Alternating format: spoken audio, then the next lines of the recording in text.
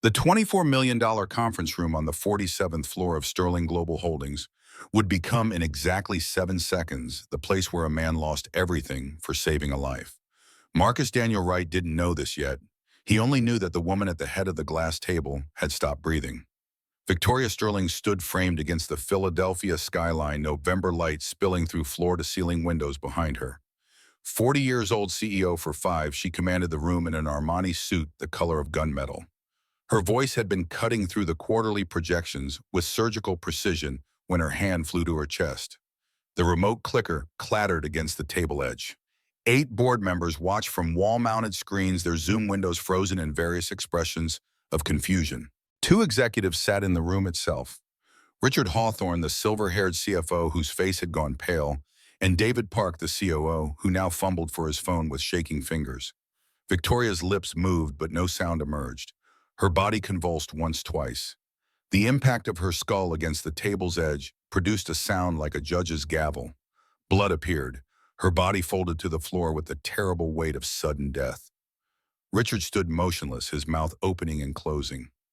David's phone slipped from his grip. The boardroom screens erupted in overlapping shouts. Someone screamed for security.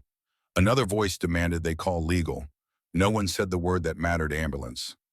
Marcus had been cleaning the supply closet adjacent to the conference wing when the crash reached him through the wall. 3 years of night shifts had taught him to distinguish sounds: the mundane thuds of briefcases, the sharp reports of heels on marble, the particular violence of a body hitting ground. This was the latter. He dropped the industrial mop without thought and ran. The boardroom door opened under his shoulder. The smell hit him, first expensive perfume leather chairs, and underneath it all, the copper tang of blood. Victoria lay on her side, one arm bent at an unnatural angle beneath her. Her lips had begun shifting from pink to a terrifying gray-blue. Marcus's EMT training from 8 years prior kicked in before conscious thought could interfere. He dropped to his knees beside her, his worn work pants scraping against the imported tile. His fingers found her neck, pressing for the carotid pulse he'd been taught to locate in a community college classroom he'd never finished paying for. Nothing. He tilted her head back, checking her airway. Clear. Leaned close to feel for breath against his cheek. None. The room seemed to contract around him. The Zoom screens filled with shouting faces. Richard stepped forward, his hand reaching out not to help but to stop. Marcus's voice cut through the chaos. Call 911. Now, she's not breathing. Richard's face twisted with something between disgust and fear. Who are you? You can't be in here. I know CPR. She's dying. Call 911. David had retrieved his phone from the floor, but his thumb hovered uselessly over the screen. His eyes darted between Victoria's still form and Richard's frozen expression, waiting for permission that wasn't coming. Marcus didn't wait. He pinched Victoria's nose, tilted her head back to open the airway, and took a breath. The seal of his mouth against hers tasted like expensive lipstick and mint. He breathed into her once, watching her chest rise. Again. Her lungs accepted the air, but offered nothing back. He locked his fingers together, positioned the heel of his palm against her sternum, and began compressions.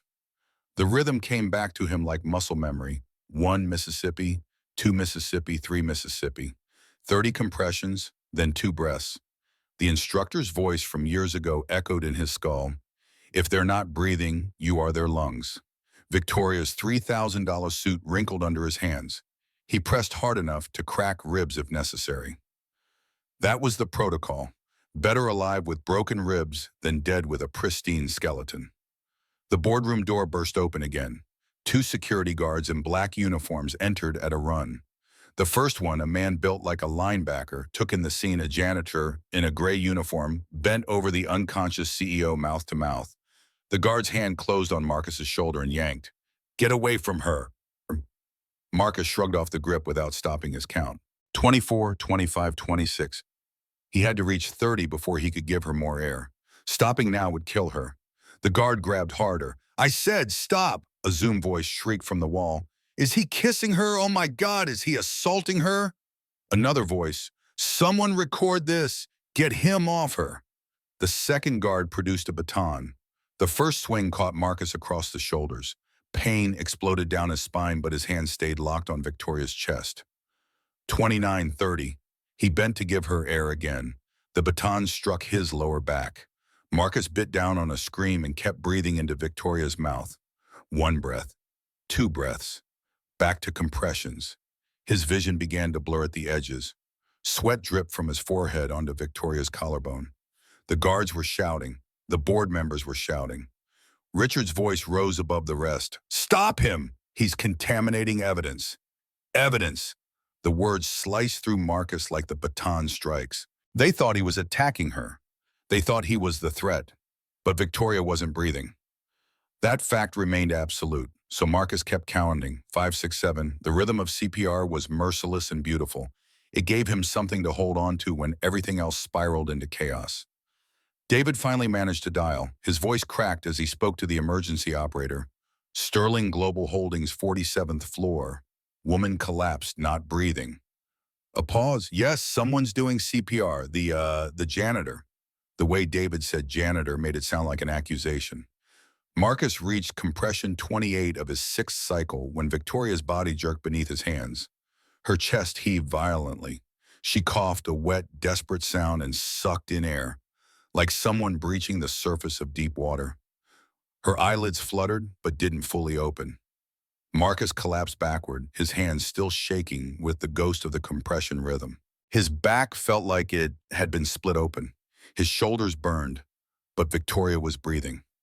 Ragged, shallow breaths, but breathing. The guards hauled him upright anyway. His legs nearly buckled. Blood from the baton strikes soaked through his shirt, warm and spreading. The paramedics arrived 4 minutes later. They moved with practiced efficiency, sliding an oxygen mask over Victoria's face, starting an IV line, checking her vitals with equipment that beeped reassuringly. One of them, a woman with kind eyes and graying hair at her temples, turned to Marcus. "You did the CPR." Her voice carried genuine respect. "Yes, ma'am." Marcus could barely form the words through his exhaustion. "Good job, you saved her life." Richard stepped between them before she could say more. His face had regained its color, and with it, his authority. He put his mouth on Ms. Sterling without consent. "That's assault." The paramedic's expression shifted to confusion. "Sir, that's how CPR works." "I'm the chief financial officer of this company. This man is being removed from the premises immediately.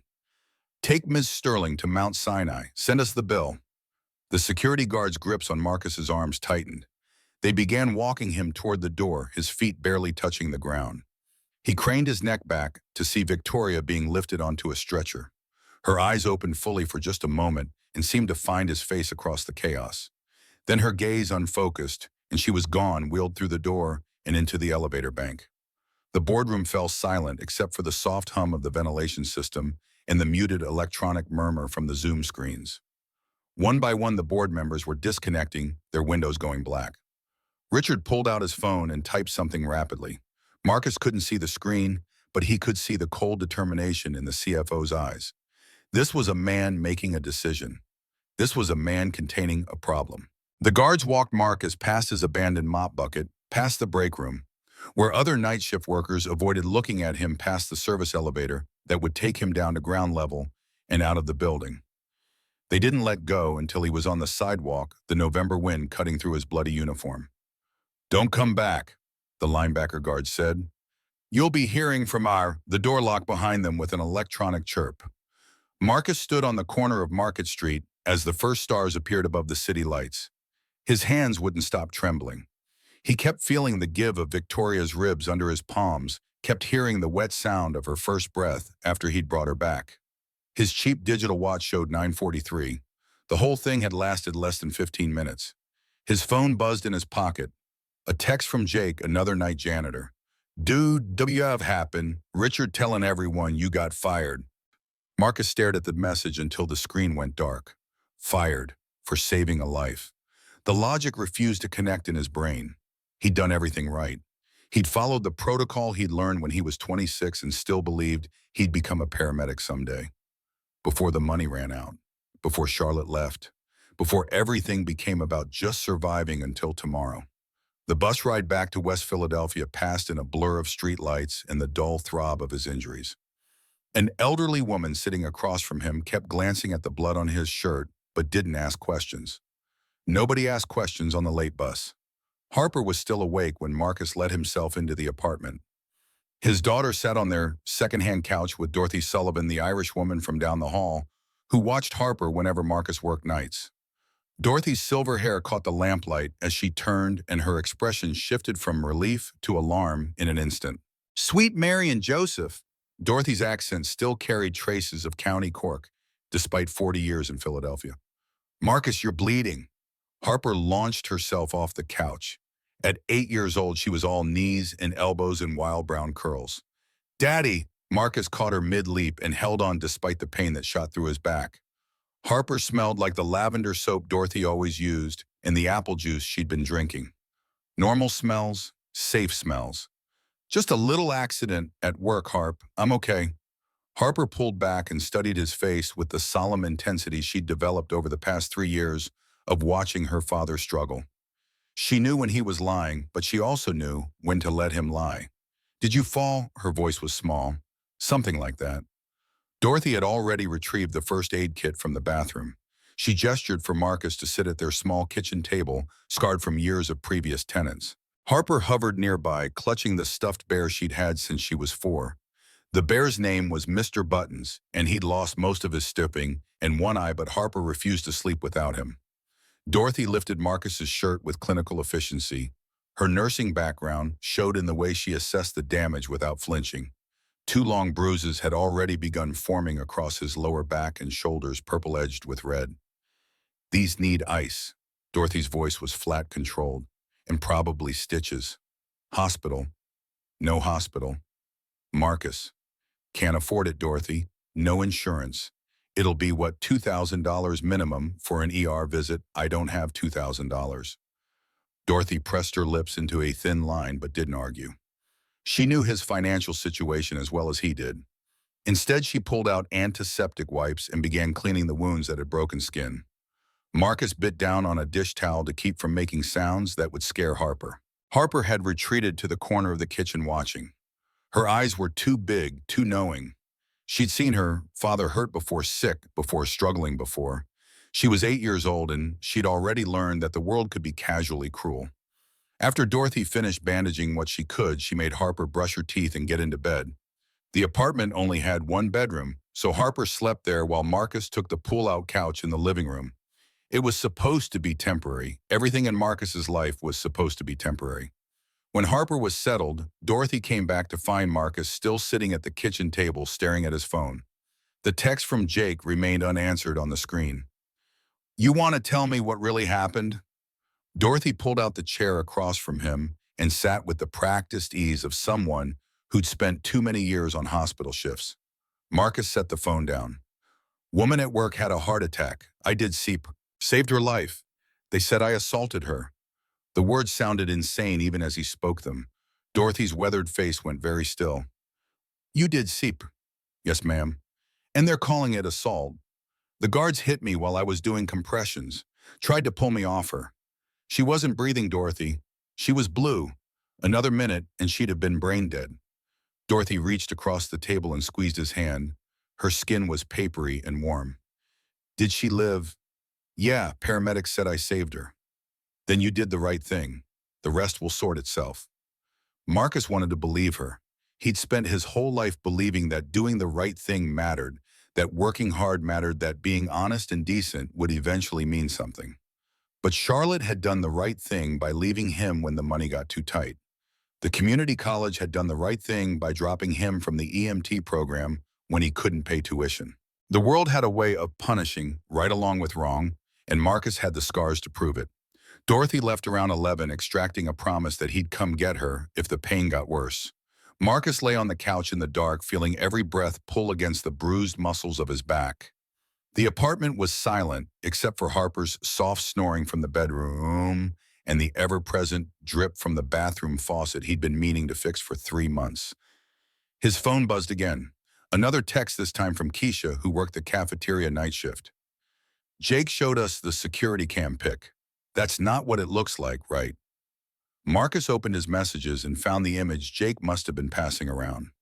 A grainy still frame from the boardroom's security camera, frozen at the exact moment Marcus had been giving Victoria a rescue breath.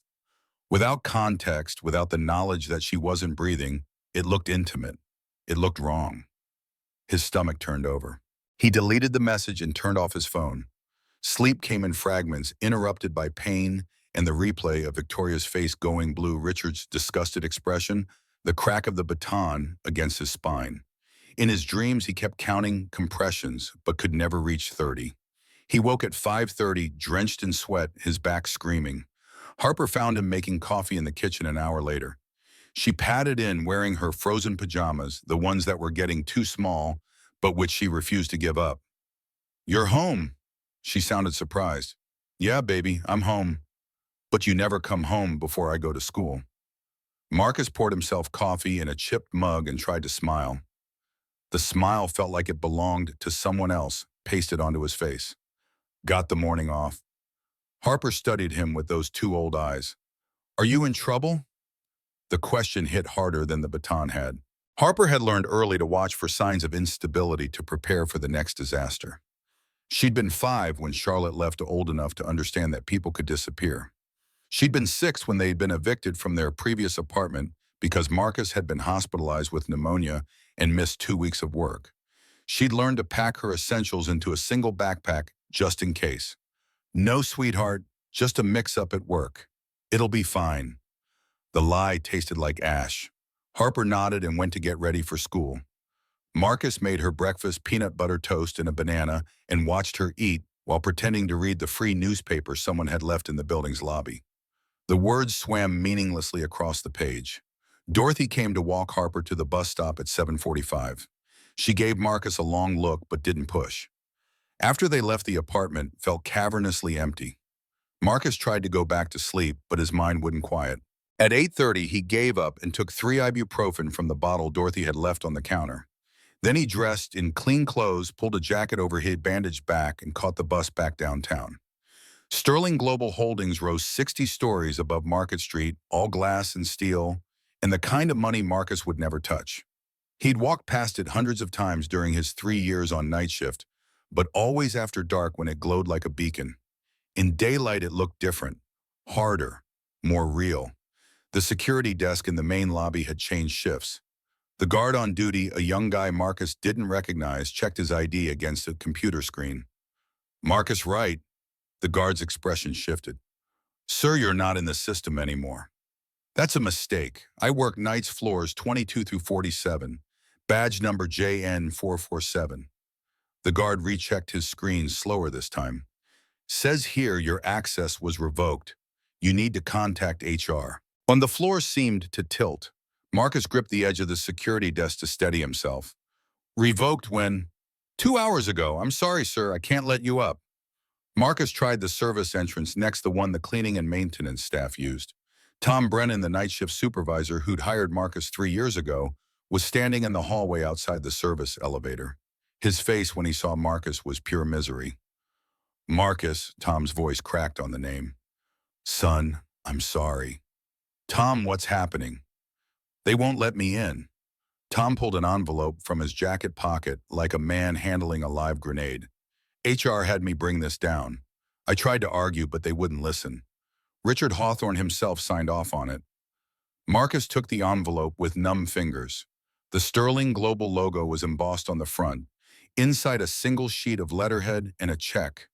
The letter was brief. "Dear Mr. Wright, this letter serves as notification of your immediate termination from Sterling Global Holdings, effective November 12th. The cause of termination is gross misconduct, specifically inappropriate physical contact with executive personnel.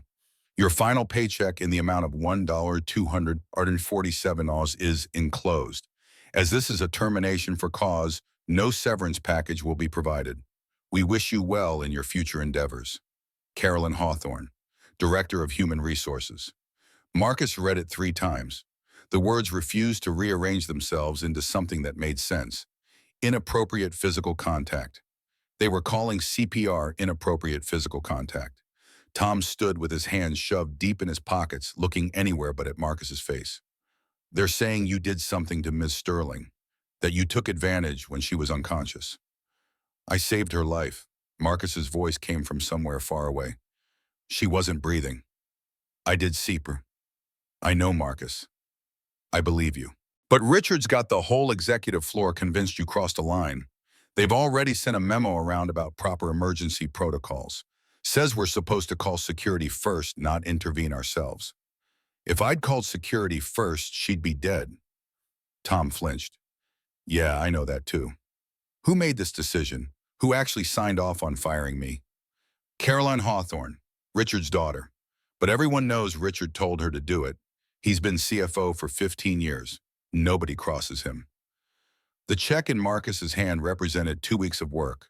2 weeks of 10-hour nights of scrubbing floors and cleaning toilets and taking out trash while invisible to the people who walk past him during the day. $1,247. Rent was $875. Harper's inhaler refill was $195. The electric bill, already a month late, was $140. The math didn't work. It had never worked, but Marcus had always found a way to make it almost work. Now even that fragile balance had shattered. He looked up at Tom, at this decent man who'd given him a chance 3 years ago when nobody else would hire an EMT dropout with a minor criminal record from when he was 16. Tom, who'd never asked intrusive questions, who'd looked the other way when Marcus occasionally needed to leave early for Harper's doctor appointments. Thanks for trying, Marcus managed. Tom pulled out his wallet and extracted 2 20s. Take it. It's not much, but I can't. Marcus, take the damn money. You got kids to feed. Kid, singular, just Harper. But Marcus took the bills anyway because pride was a luxury he'd lost years ago. He folded them carefully and tucked them into his jacket pocket next to the termination letter. The bus ride home took an eternity. Marcus watched Philadelphia scroll past the window, the gleaming downtown towers giving way to older neighborhoods, the commercial strips with their check-cashing stores and discount groceries, and finally West Philly, where buildings wore their age and cracked facades and boarded windows. His neighborhood, his place in the world's hierarchy, carefully maintained. He spent the afternoon filling out online job applications, janitorial positions at other corporate offices, a hospital cleaning contract, 2 warehouse jobs, a position at a laundromat. Every application asked the same question. Reason for leaving last position. Marcus typed terminated and watched his prospects evaporate with each submission. By 5 o'clock, his phone showed 3 texts from unknown numbers. The first contained a link to a blog post, Sterling Global fires employee after alleged assault on female CEO. The article was thin on facts but heavy on insinuation. It mentioned Marcus by name.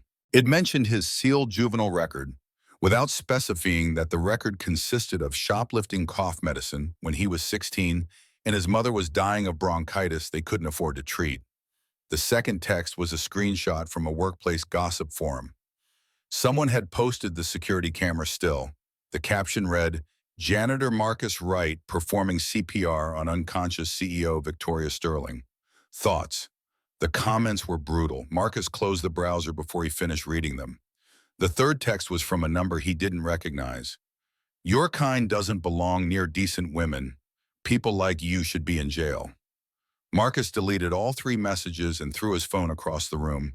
It hit the wall and the screen's spider web cracked but didn't shatter completely. He put his head in his hands and counted his breaths. In for 4, out for 4. The anxiety management technique a free clinic therapist had taught him 3 years ago. Harper came home at 3:30 with Dorothy. She had a painting from art class, a swirl of blues and greens that she said was the ocean, even though she'd never seen the ocean. Marcus taped it to the refrigerator next to her other artwork and told her it was beautiful, which was true. Dorothy made them all dinner spaghetti with jarred sauce and a salad from vegetables that were starting to turn. They ate at the small table, and Harper chattered about her day, about the boy in her class who'd brought a snake for show and tell, about the upcoming school book fair that she knew without asking they couldn't afford. After Harper went to bed, Dorothy washed dishes while Marcus dried. The domestic routine felt surreal after the chaos of the past 24 hours. "You should see a lawyer," Dorothy said without preamble. "What they're doing, it's not right. It's probably not even legal. Lawyers cost money. There are free legal aid places. I can make some calls." Marcus set down the dish towel. "Dorothy, they've already decided I'm guilty. A security camera caught me bent over her mouth to mouth. Without sound, without context, it looks like exactly what they're saying it is. And I'm just some janitor with a criminal record. She's a billionaire CEO. Who do you think people are going to believe? Dorothy turned to face him, soap suds dripping from her wrinkled hands. So you're giving up. I'm being realistic. Realistic. Dorothy spat the word like a curse. You know what's realistic? That little girl in the other room is going to remember this. She's going to remember whether her father fought back or rolled over. You want to teach her that decent people get punished, and there's nothing to be done about it. The words hit like a physical blow. Marcus sagged against the counter. I don't know how to fight this, he whispered. I don't even know where to start. Dorothy squeezed his shoulder, her grip surprisingly strong. You start by not giving up tonight. Tomorrow we figure out the next step. That's how you do hard things, one day at a time. She left shortly after, and Marcus attempted sleep again. It came easier than the night before, exhaustion finally overriding anxiety. But his dreams were fever-bright and strange, Victoria Sterling's face turning blue over and over, his hands performing compressions that never ended, Richard Hawthorne standing over him, with a judge's gavel that struck like a baton. The next 3 days followed a pattern that felt like drowning in slow motion. Marcus applied for toys and received automated rejections. He called the few contacts he had in the service industry and heard variations of, I'm sorry, man, but we can't take the risk. The blog post about him had been picked up by local news aggregators. His name and face were circulating in corners of the internet he didn't even know existed. On day 4, Harper came home from school crying. Real tears, not the fake ones she sometimes deployed to get out of eating vegetables. Dorothy was with her, one arm around the girl's shaking shoulders. What happened? Marcus was on his feet instantly, checking Harper for injuries. Kids at school. Harper's voice came out choked. They said you did something bad to a lady. They said you're going to jail. Marcus knelt and pulled his daughter into his arms. She buried her face in his shoulder and sobbed, while he stroked her curls and made meaningless, soothing sounds. Over Harper's head, his eyes met Dorothy's. The old woman's expression was pure fury. I called the school, Dorothy said quietly. Principal says she'll talk to the parents, but there's not much she can do about kids repeating what they hear at home. After Harper cried herself out, Marcus made hot chocolate, and they sat together on the couch. Harper curled against his side like she used to when she was smaller, before she decided she was too big for cuddling. Daddy didn't do anything wrong, Marcus said into her hair. A lady was sick and I helped her. But sometimes when adults don't understand something, they get scared and say things that aren't true. Like when I got scared of the dark and said there were monsters. Kinda like that, yeah. But you showed me there were no monsters. You turned on the light. Marcus's throat closed. Harper's faith in him was absolute, and it was the most terrifying responsibility he had ever carried. How did he explain that sometimes the monsters were real and they wore expensive suits and sat in corner offices? The next morning, Marcus went to the principal's office at Harper's school. Whittier Elementary was an old building with peeling paint and a playground that the PTA kept trying to fundraise for. Principal Hayes was a black woman in her mid-40s who looked like she'd spent 20 years taking no nonsense from anyone. She listened to Marcus's explanation with a neutral expression, her hands folded on her desk. When he finished, she sighed. Mr. Wright, I believe you. For what it's worth, I do. But I have 12 parents who've called me in the past 2 days expressing concerns. One mother wants Harper removed from her daughter's reading group. Another is talking about pulling his kid from the school entirely if we don't do something. Do something about what my daughter hasn't done anything. She's 8 years old. I know, and I've told them that, but social media has a way of making people crazy. There's a video clip circulating on TikTok. Someone set it to ominous music and added captions calling you a predator. It has 500,000 views. Marcus felt the room tilt. 500,000 people, most of whom had never met him and never would, had decided he was a monster based on 15 seconds of footage stripped of all context. I've contacted the guidance counselor, Principal Hayes continued. She's going to check in with Harper regularly, and I'll keep talking to parents, but honestly, Mr. Wright, you might want to think about consulting a lawyer about defamation. This is getting out of hand. With what money, Marcus wanted to ask. Instead, he thanked her and left. The breaking point came on day 7. Marcus had an interview at a small cleaning company on South Street. The owner, a heavy-set man who smelled like cigar smoke and wore a sweat-stained dress shirt, looked at Marcus's application and then at his face. "You're the Sterling Global guy." It wasn't a question. Marcus nodded anyway. "Look, I'm not saying I don't believe you, but my clients, they're the nervous type. Rich people, you know. They hear a name associated with something like this, they start making calls. I can't afford to lose accounts." "I understand." Marcus stood. There was no point arguing. "Try the labor-ready place over on Washington," the owner called after him. "They do day labor, mostly construction cleanup. Cash under the table. They don't ask too many questions." Marcus walked aimlessly after that. The November afternoon had turned cold and overcast. He ended up near Rittenhouse Square watching people who had nowhere to be and all the money in the world to be there. A mother pushed a stroller past him. The baby inside wore a jacket that probably cost more than Marcus's monthly rent. His phone buzzed. A text from the electric company, final notice. If he didn't pay by end of week, service would be cut off. He checked his bank account, $412. The termination check, Tom's $40 and $20 he'd found in an old jacket pocket. Harper's inhaler needed refilling. She was down to her last few doses. The pharmacy wouldn't refill without payment up front since their insurance had lapsed. Marcus did the math again and again. No matter how he arranged the numbers, they didn't add up to survival. He bought a Coke from a street vendor with his last couple of singles and sat on a bench turning the Coke can in his hands. The vendor, an older black man with gray dreadlocks, gave him a long look. "You okay, brother?" "Yeah, just tired." "You look more than tired. You look like the world's been kicking you." Marcus laughed without humor. "Something like that." The vendor pulled out a card from his pocket and handed it over. "My church does a community dinner every Thursday. St. Andrew's on Locust, 6 o'clock. Free meal, no questions asked. Bring your family if you got one." Marcus took the card because refusing would have been rude. He sat on that bench until the streetlights came on and his hands went numb from cold. Then he walked to the bus stop and went home. The apartment felt smaller every time he entered it. Dorothy was making grilled cheese sandwiches for Harper. She took one look at Marcus's face and shooed Harper into the bedroom to watch TV. "No luck." Dorothy kept her voice low.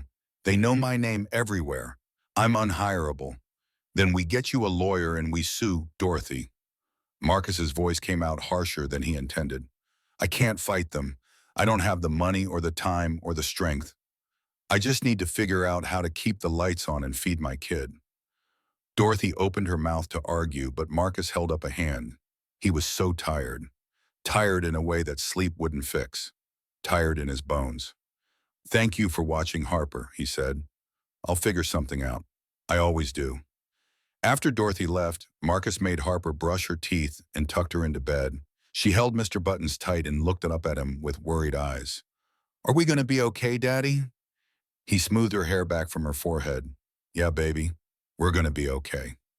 Another lie. He was getting good at those. Marcus sat at the kitchen table after Harper fell asleep and opened his laptop.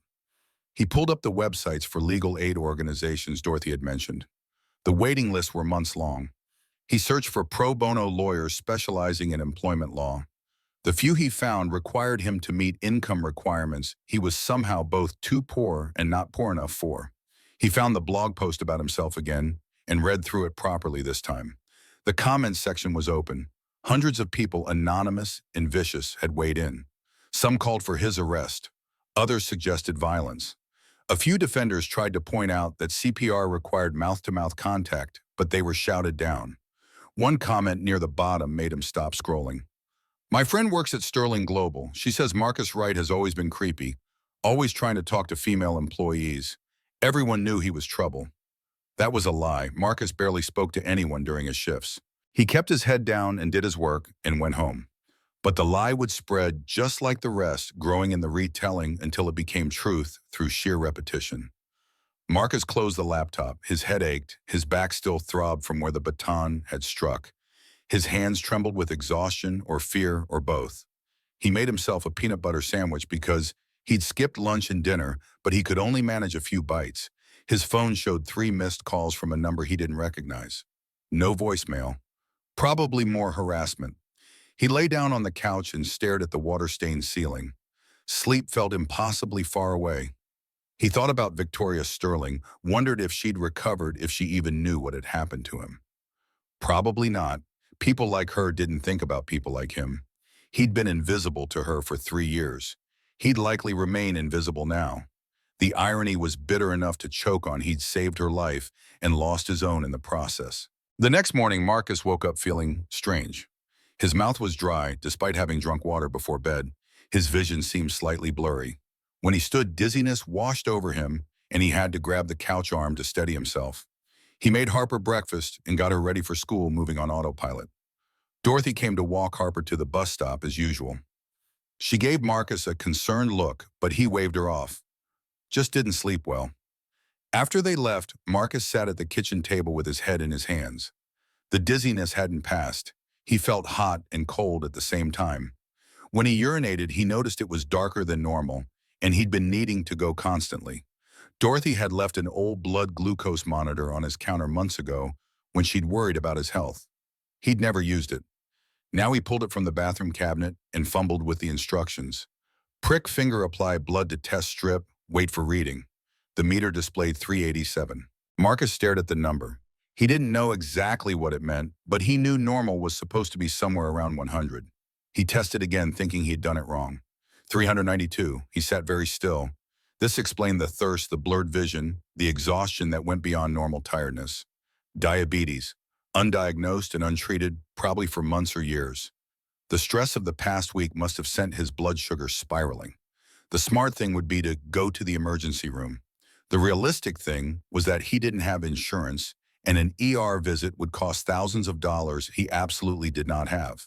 The hospital would stabilize him and then send him a bill that would bankrupt him worse than he already was.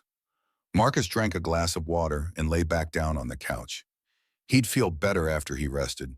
He just needed to rest. He woke to pounding on his door and Harper's voice, high and frightened.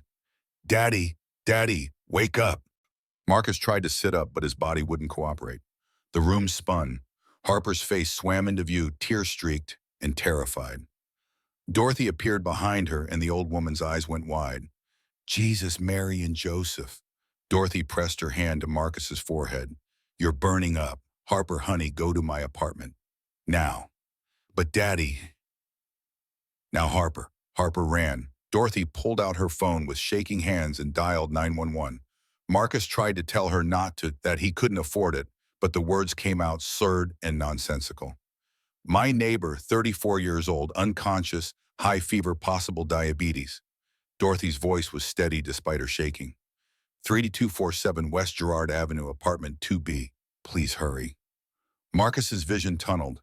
He was aware of Dorothy's voice as a distant comfort, of Harper crying somewhere nearby, of the wail of sirens growing closer. Then darkness came up to meet him, and he fell into it, gratefully surrendering to the weight that had been pressing down on him for days. 23 miles away, Victoria Sterling sat at her kitchen island in the penthouse that took up the entire top floor of a luxury building overlooking the Schuylkill River.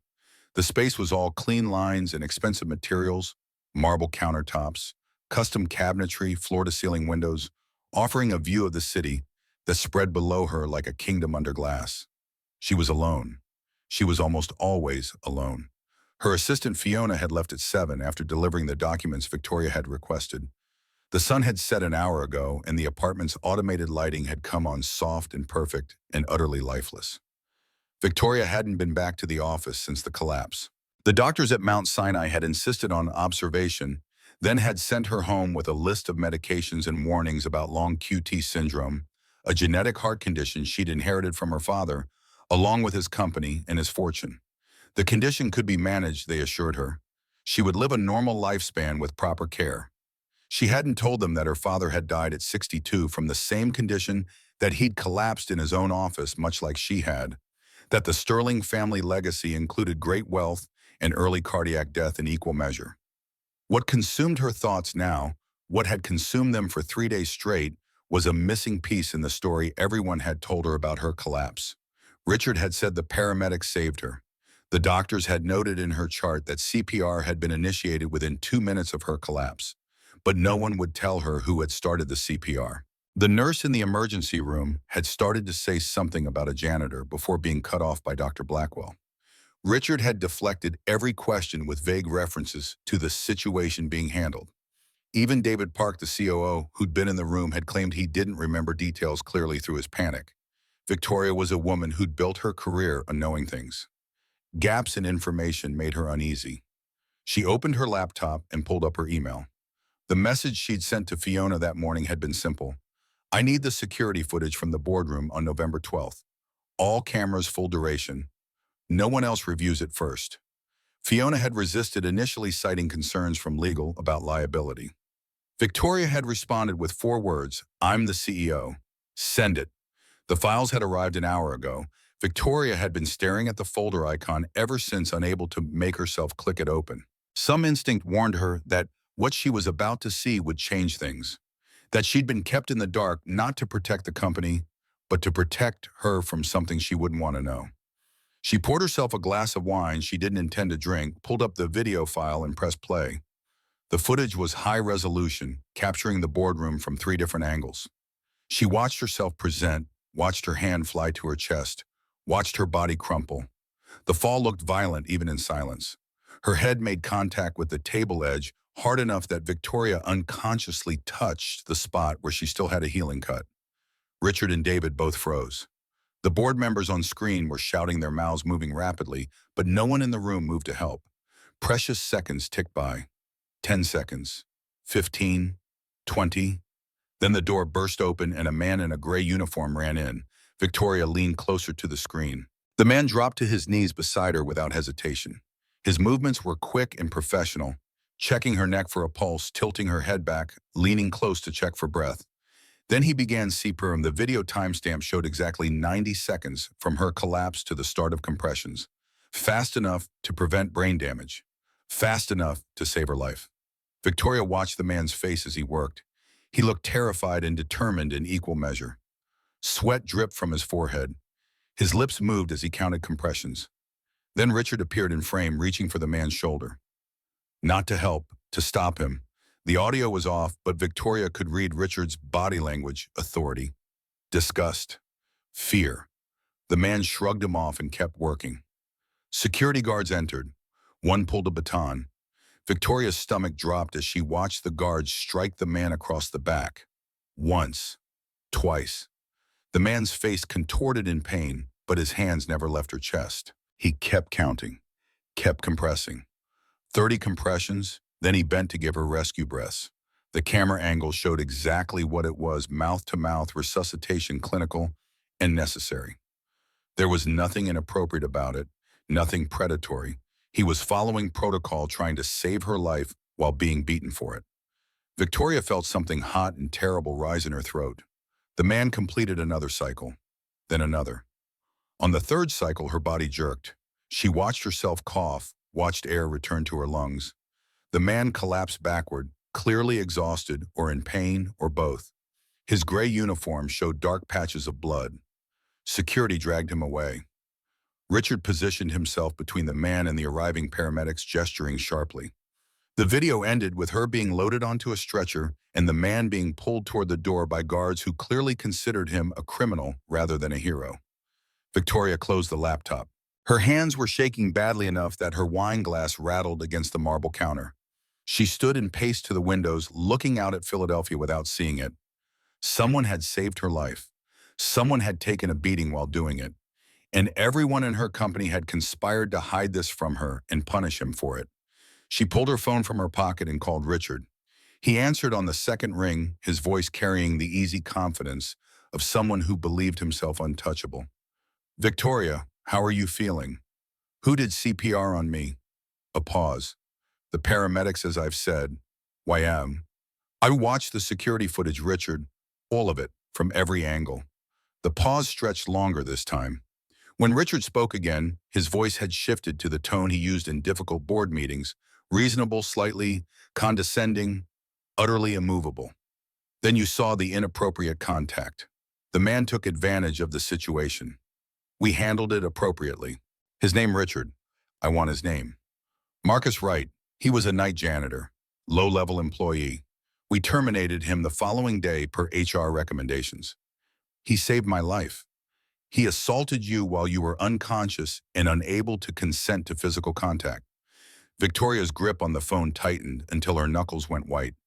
That's CPR. That's literally what CPR entails.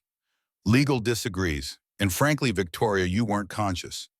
You don't know what his intentions were. This man has a criminal record. He was alone with you for almost 2 minutes before security arrived. Alone with me while I was dying, and he was bringing me back to life. I understand you feel grateful. That's natural. But we have to think about the company's exposure here. If he decides to sue claiming emotional damages or some such, Victoria ended the call. She stood in her pristine kitchen and understood with perfect clarity that the people she'd trusted to run her company had committed a grave injustice, and they'd done it in her name. She called Fiona. I need everything on Marcus Wright. Employment file, address, emergency contacts, everything in our system. And I need it tonight. Ma'am, it's almost midnight. Fiona, please. The please did it. Fiona's voice softened. I'll send it within the hour.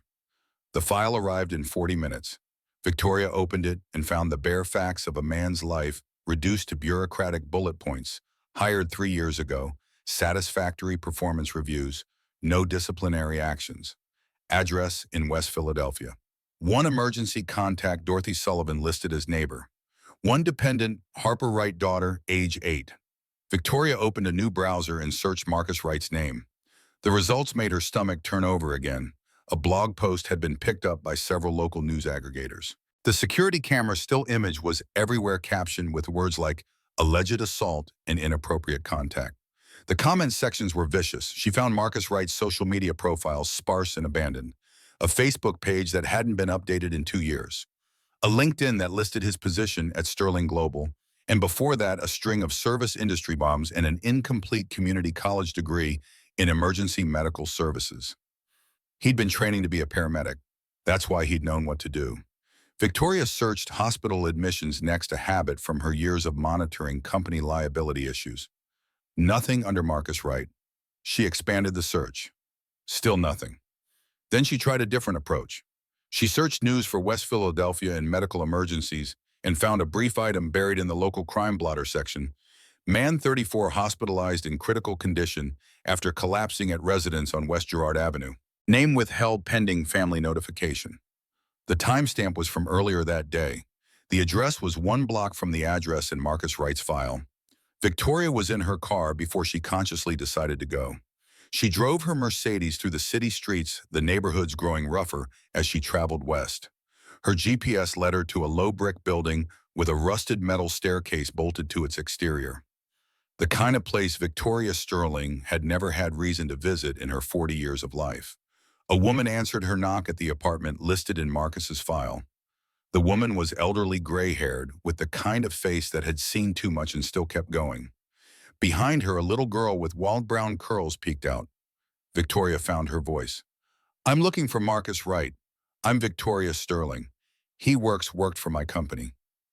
The old woman's expression went cold. You're the one he saved. Yes. And then your company destroyed him for it. The words hit like a slap. Victoria opened her mouth, but the old woman continued. He's at County Hospital. Critical condition. Collapsed this afternoon. The doctors say it's diabetic ketoacidosis, stress-induced. Might not make it through the night. But you already know about destroying people's lives, don't you? You and your company. The old woman started to close the door.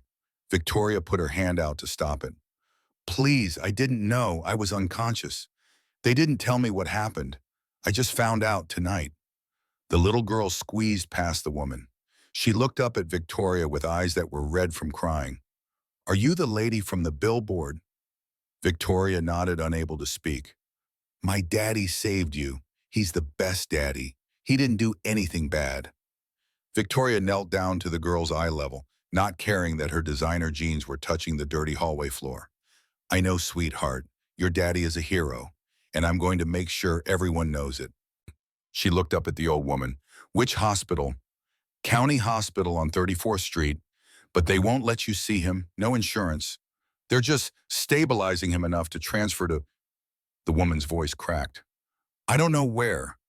Somewhere that'll take him without money." Victoria stood. She pulled her phone from her pocket and called Mount Sinai as she ran back down the stairs. The on-call administrator answered. "This is Victoria Sterling. I need an immediate transfer authorization for a patient at County Hospital. Marcus Wright. Transfer him to Mount Sinai ICU level care private room. All costs to my personal account. And send the ambulance now. Not in 10 minutes. Now." She was in her car and driving before the administrator confirmed the order. County Hospital was 7 minutes away. She made it in 5. The emergency room was everything. Mount Sinai wasn't crowded, underfunded, filled with the kind of desperation that came from being one disaster away from ruin. Victoria pushed through to the desk. "Marcus Wright. He was brought in this afternoon. Where's he?" The clerk looked at her like she'd asked for the moon. "Are you family?" "I'm the person paying for his transfer to Mount Sinai. He should be prepped for transport." The clerk checked her computer. Her eyebrows rose. "Bay 7. The transfer team just arrived." Victoria found him in a curtained-off area lying on a gurney with IV lines running into both arms. His face was gray. A machine beside him beeped in a rhythm that sounded too slow. 2 EMTs were preparing him for transport. She stepped close enough to see his face properly. This was the man who'd saved her. Up close, she could see the lines of exhaustion around his eyes, the calluses on his hands, the cheap watch on his wrist that had probably been bought at a discount store. This was the man her company had destroyed. Victoria reached out and touched his hand. His skin was burning hot. "I'm sorry," she whispered. "I'm so sorry." The EMTs rolled him toward the ambulance bay. Victoria followed. She climbed into the ambulance without asking permission, sitting on the bench opposite the gurney. One of the EMTs gave her a curious look. "Ma'am, are you family?" "I'm the person he saved." The EMT nodded and didn't ask more questions. The ambulance doors closed and they pulled out into Philadelphia traffic sirens, wailing. Victoria kept her hand on Marcus Wright's arm through the 20-minute drive to Mount Sinai. She felt each labored breath, watched his chest rise and fall with mechanical assistance. This man had given her life back, and she'd let her company take his. The weight of that injustice pressed down on her until she couldn't breathe properly herself. Mount Sinai's emergency entrance was ready for them. Doctors descended the moment the ambulance doors opened. Victoria heard phrases float past: severe DKA blood sugar, over 400 acute infection, signs of recent trauma. They wheeled Marcus through doors Victoria couldn't follow through. A nurse gently but firmly guided her to a private waiting room, the kind reserved for VIP families. Victoria sat in a leather chair that cost more than Marcus Wright probably earned in a month and put her face in her hands. For the first time since she'd become CEO, since she'd married and divorced, since her father had died and left her his empire, Victoria Sterling allowed herself to cry. She cried for the man fighting for his life 3 floors above her. She cried for his daughter who'd looked at her with absolute trust. She cried for her own blindness, for the system she'd perpetuated without question, for every invisible person she'd never bothered to see. When the tears finally stopped, something else rose in their place. Something cold and sharp and absolutely committed. Richard Hawthorne had made a terrible mistake. He'd hurt someone under Victoria's authority in her name for the crime of saving her life. That mistake would not stand. Victoria pulled out her phone and began making calls. The private suite at Mount Sinai smelled like antiseptic and money. Marcus woke to the soft beep of monitors and an IV drip feeding clear liquid into his arm. Sunlight streamed through windows that offered a view of the city he couldn't afford. His mouth tasted like copper and exhaustion. Victoria Sterling sat in the chair beside his bed. Not in the power suit from the boardroom, but in jeans and a sweater, her dark hair pulled back in a simple ponytail. She looked smaller without the armor of executive clothing. More human, more guilty. Marcus tried to sit up. Pain lanced through his abdomen and he fell back against the pillows. Her voice came quiet. "Don't move. You're in Mount Sinai, transferred from county 3 days ago." The words filtered through his foggy brain slowly. 3 days. Mount Sinai. He turned his head to look at the equipment surrounding him. Top-of-the-line monitors, a patient-controlled pain Pump the kind of medical technology that costs thousands per day. Panic cut through the medication haze. I can't afford this. You're not paying. I don't take charity. Victoria leaned forward, elbows on her knees. The movement made her look young and tired, and nothing like the CEO who'd terrified him from across the invisible divide between their worlds. This isn't charity, Marcus. This is justice. You were terminated wrongly. You fired me for saving your life. Richard fired you, without my knowledge. I was unconscious, remember. When I woke up, everyone told me paramedics had saved me. No one mentioned your name. No one told me what really happened. Marcus studied her face for lies. He'd spent 34 years learning to read people to detect the small tells that separated truth from manipulation. Her eyes held his without flinching. Guilt lived in the set of her shoulders, the way her hands gripped each other. So you know now. His voice came out flat. Congratulations. That changes nothing. It changes everything. Victoria pulled an iPad from the leather bag beside her chair and held it where he could see the screen. Security footage played in silence, him running into the boardroom, dropping beside her, starting compressions. The guards beating him while he worked. Richard's face twisted in disgust. Marcus watched himself save a woman's life and get destroyed for it. The video ended. He closed his eyes. Victoria's voice continued. I've reviewed every frame from 3 camera angles. You followed proper CPR protocol. You didn't stop even when they were hitting you. The paramedics report states you prevented brain damage by starting compressions within 90 seconds of my collapse. You did everything right. And they called it assault anyway. Yes, and I'm going to fix it. Marcus opened his eyes and found hers again. How? My name's been on the internet for 2 weeks. 500,000 people think I'm a predator. I got fired. My daughter got bullied out of playdates. You can't fix that with an apology in a hospital room. Victoria's jaw tightened. She stood and walked to the window, staring out at Philadelphia spread below them like a chessboard. You're right, I can't undo the damage, but I can clear your name publicly. I can reinstate you with back pay, and I can offer you a position where this never happens to anyone else. What kind of position? She turned back to face him. Director of Employee Advocacy. You'd build a program from the ground up. A system where employees can report problems without fear of retaliation. Where people like you don't get crushed by people like Richard. The offer landed like a stone in still water ripples spreading outward. Marcus processed it slowly. Director, not janitor. $85,000 a year, she explained. Full benefits, direct reporting to the CEO.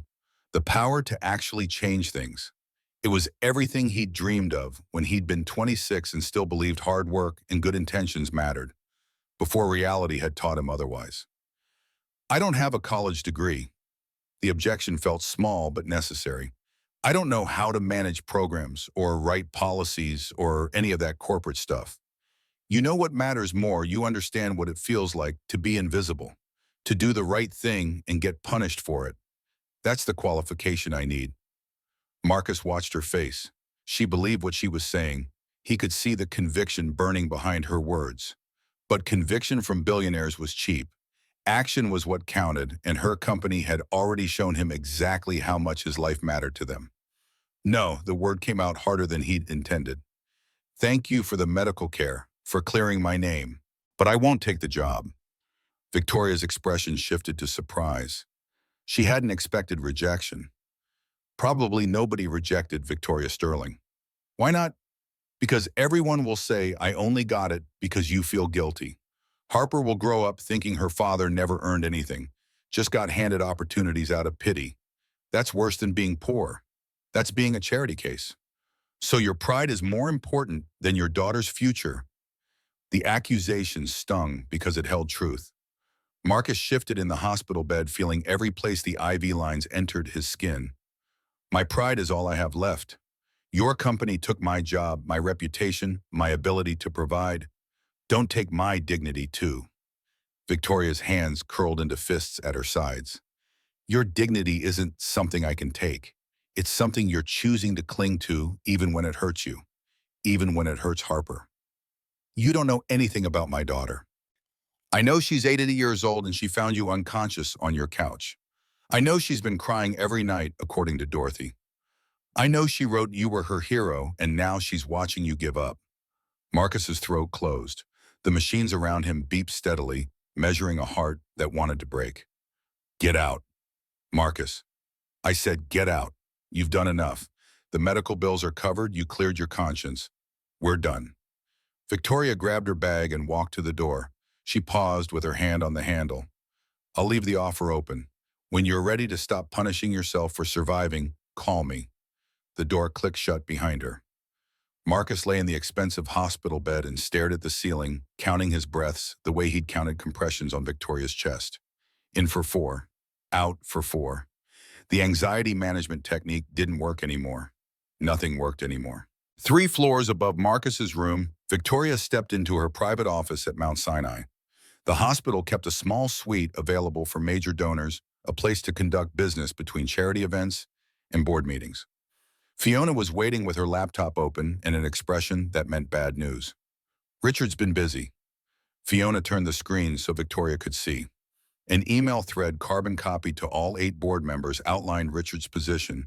Victoria was emotionally compromised following her cardiac event. Her judgment regarding the Marcus Wright situation was impaired. The company needed stability, not sentiment. Victoria read through the thread twice. 5 of the 8 board members had responded with variations of concern. Only 2 had explicitly supported her decision to reinstate Marcus. The math was bad. When's the emergency board meeting? Tomorrow at 9, Richard called it himself. Victoria pulled out her phone and began scrolling through contacts. Get me every HR termination record for the past 5 years. All of them. I want names, dates, reasons given, and whether settlements were involved. Fiona's fingers flew across her keyboard. Looking for a pattern. Looking for proof that Marcus wasn't the first person Richard buried to protect the company. The records arrived within 2 hours. Fiona had compiled them into a color-coded spreadsheet that revealed exactly what Victoria had suspected. 27 terminations in 5 years. 7 of them flagged as misconduct without detailed cause. All 7 had occurred within 30 days of the employee filing a complaint or reporting an incident. All 7 had been offered severance packages contingent on signing non-disclosure agreements. Richard Hawthorne's signature appeared on every single one. Victoria pulled up the individual files. Rebecca Morrison terminated in 2021 after reporting that Richard had screamed at her during a meeting and thrown files across his office. The official reason: performance issues. The settlement $50,000 and an NDA. James Brennan terminated in 2019 after reporting a senior vice president for creating a hostile work environment. Official reason: inappropriate conduct. Settlement $75,000 and an NDA. Angela Okonkwo terminated in 2020 after filing a formal complaint about racist comments from her supervisor. Official reason: insubordination. Settlement $60,000 and an NDA. The pattern was undeniable. Richard had spent 5 years systematically removing anyone who threatened the company's carefully maintained image. He'd used HR as a weapon and NDAs as silencers. The $2.5 million in settlements had been paid from a discretionary fund that Richard controlled, buried in quarterly reports under legal and compliance costs. Victoria had signed off on those reports without reading them. She'd trusted Richard to handle the details while she focused on growth and profitability. That trust had enabled him to destroy lives with impunity. Her phone rang. Dorothy Sullivan's number. Ms. Sterling, it's about Harper. Victoria's stomach dropped. What happened? Dorothy's voice carried the weight of someone delivering news she'd rather not.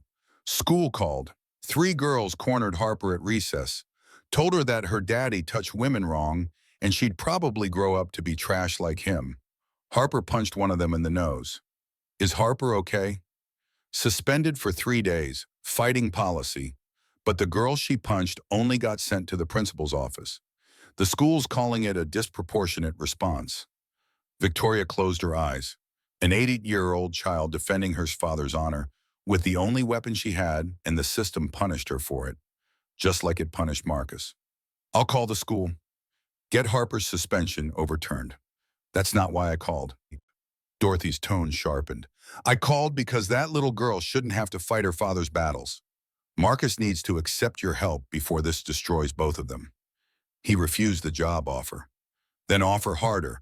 That man's got more pride than sense, but he loves his daughter more than he loves being stubborn. Make him see reason.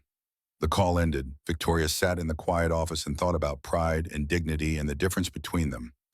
Marcus was right that accepting help could look like weakness. He was also condemning himself and Harper to more suffering in the name of independence that wasn't serving either of them. Sometimes the strong choice wasn't refusing help. Sometimes it was accepting it. Victoria opened a new document and began drafting a statement for the press. Not about Marcus yet, about herself, about the things she'd failed to see and the systems she'd allowed to fester under her leadership. The words came slowly, each one an acknowledgement of complicity. Her phone rang again, an unfamiliar number with a Seattle area code. Ms. Sterling, my name is Rebecca Morrison. I used to work for your company. Victoria pulled up Rebecca's file on her screen. Ms. Morrison, how did you get this number? Your assistant Fiona tracked me down, said you wanted to talk to people Richard Hawthorne hurt. A pause. I signed an NDA. If I talk to you, I owe Sterling Global $500,000. What if I said I'd cover that penalty and your legal fees? Silence stretched across the line. When Rebecca spoke again, her voice trembled. Why would you do that? Because Richard did to you what he did to Marcus Wright, and I'm done letting him destroy people to protect his reputation. You really mean that? It wasn't a question, but Victoria answered anyway. I do. Will you tell me what happened? Rebecca's story poured out. She'd been 24, fresh from Penn State with a business degree and dreams of climbing the corporate ladder. She'd worked hard, earned strong reviews, believed in the company's mission statement about integrity and respect. Then one day Richard had exploded at her over a minor scheduling conflict. He'd thrown her files across his office, called her incompetent, told her she was lucky to have a job at all. She'd reported the incident to HR. Carolyn Hawthorne, Richard's daughter, had conducted the investigation. 2 weeks later, Rebecca was terminated for performance issues that had never appeared in any previous review. The severance offer came with an NDA and a thinly veiled threat sign or face a lawsuit for defamation. Rebecca had been 24 with student loans and no safety net. She'd signed. Then she'd moved to Seattle, changed her name slightly to Becca Morrison, and started over. 3 years later, she still had nightmares about Richard's face twisted in rage. There are others. Becca's voice gained strength as she spoke. We found each other. Private Facebook group, fake names. 6 of us who got the same treatment. We thought we were alone until we weren't. Victoria's heart rate kicked up. Can you give me their names? If you protect us from the NDA penalties, yes. And if you promise this actually means something. I'm tired of being scared. We all are. Give me 48 hours. I'll have a lawyer draft protection agreements. Then I want all 6 of you to come to Philadelphia. I'll cover travel and lodging. We're going to fix this. After Becca hung up, Victoria called the company's law firm and outlined what she needed.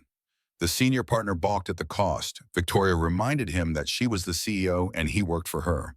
The protection agreements would be drafted by morning. Then she went back to Mount Sinai to check on Marcus. The nurses said he was sleeping, vital signs improving. She stood outside his door and watched him through the window. He looked smaller in the hospital bed, vulnerable, in a way she suspected he hated. His daughter's drawing was taped to the wall beside him, stick figures holding hands under a sun, with heroes written in crayon above them.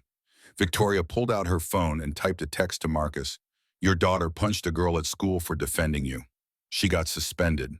The girl who insulted you got a warning. Still think your pride is more important than giving Harper a father who can fight back. She sent it before she could second-guess the cruelty.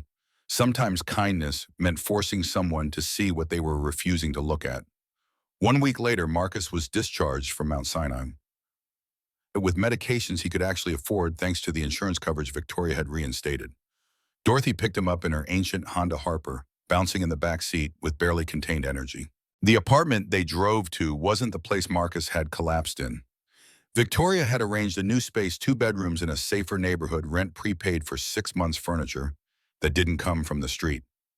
Dorothy lived in the building now too, in a ground floor unit that didn't require her to climb stairs her knees couldn't handle. Marcus stood in the middle of the living room and felt like a stranger in someone else's life. The couch was new. The television actually worked. The kitchen had appliances that matched. It was everything he'd wanted to provide for Harper and couldn't hand it to him by someone else. Harper grabbed his hand and pulled him toward her new bedroom. Look, Daddy, I have a real desk for homework and a bookshelf. And Mrs. Sullivan says the school here is really good and nobody knows about the suspension.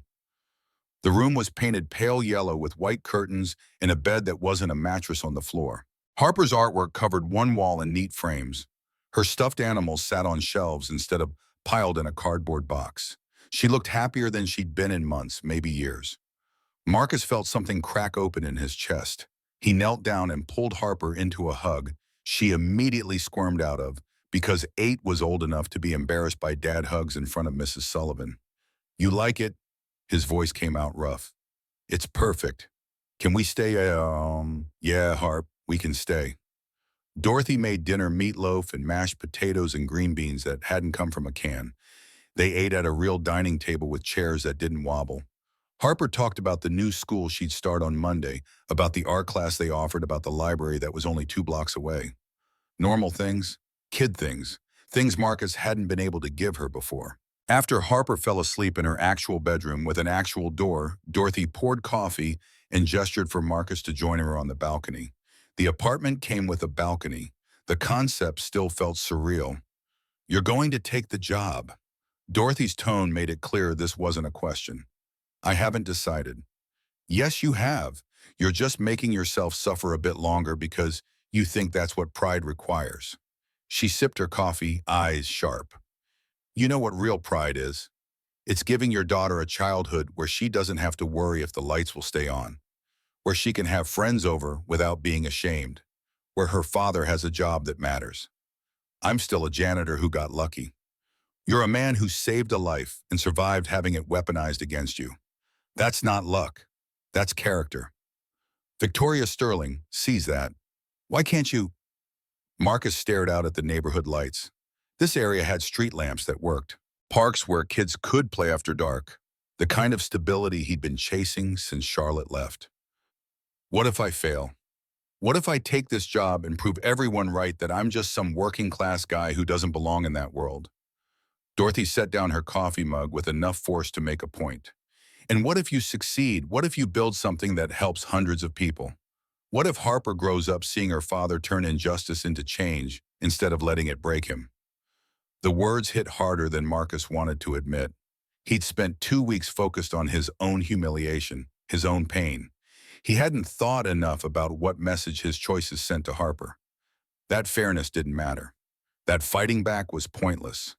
That people like them should accept whatever scraps they were given and be grateful. That wasn't the lesson he wanted to teach his daughter. His phone buzzed. A text from an unknown number. This is Becca Morrison. Victoria gave me your number. 6 of us got destroyed by Richard Hawthorne the same way you did. We're coming to Philadelphia to help take him down. You and Marcus stared at the message. 6 people. 6 lives disrupted or ruined. He'd thought he was alone in this. Apparently, he'd just been the latest. He typed back, I'm in. Victoria's office at Sterling Global had been thoroughly reoccupied after her medical leave. She walked in at 7 on Monday morning to find everything exactly as she'd left it. The mahogany desk her father had used, the leather chair that had witnessed 40 years of decisions, the view of the city that reminded her daily of everything she was responsible for. Fiona arrived at 7:15 with coffee and the protection agreements. All 6 victims signed. They're flying in tomorrow. Where do you want to meet them? The penthouse, more privacy, less chance of Richard intercepting us. Victoria reviewed the documents, noting the airtight language that protected each signatory from NDA penalties and legal retaliation. The firm had done good work. She signed her approval. What's Richard's mood? Confident. He thinks the board meeting will go his way. He's been working the phones all weekend, reminding everyone about your father's legacy and how William Sterling would never let emotion override business sense. Invoking her father was a calculated move. William Sterling had built the company through ruthless pragmatism and an unwavering focus on the bottom line. He'd taught Victoria that sentiment was weakness, that leaders made hard choices, that protecting the institution mattered more than protecting individuals. He died at 62 without anyone mourning him except his daughter, and even her grief had been complicated. Send Richard a meeting request. My office 8 o'clock. Just him. Fiona's eyebrows rose, but she didn't question it. The request went out. Richard confirmed within minutes. He arrived precisely at 8, wearing his usual armor of expensive suit and cultivated authority. Silver hair, perfectly styled tie, knotted with military precision, face arranged in an expression of concerned mentorship. Victoria, I'm glad you're feeling better. We were all worried. She didn't offer him a seat. Why did you fire Marcus Wright? Richard's expression didn't shift. We've been over this. He engaged in inappropriate conduct with an unconscious executive. It was a clear violation of policy. He performed CPR, following proper protocol. He saved my life. That's one interpretation. The other is that he took advantage of a vulnerable situation to engage in unwanted physical contact. We can't afford the liability exposure. Victoria walked around her desk and stood directly in front of Richard, close enough that he had to look down at her, close enough that the power dynamic of height became irrelevant. I've reviewed every termination you approved in the past 5 years. 27 people.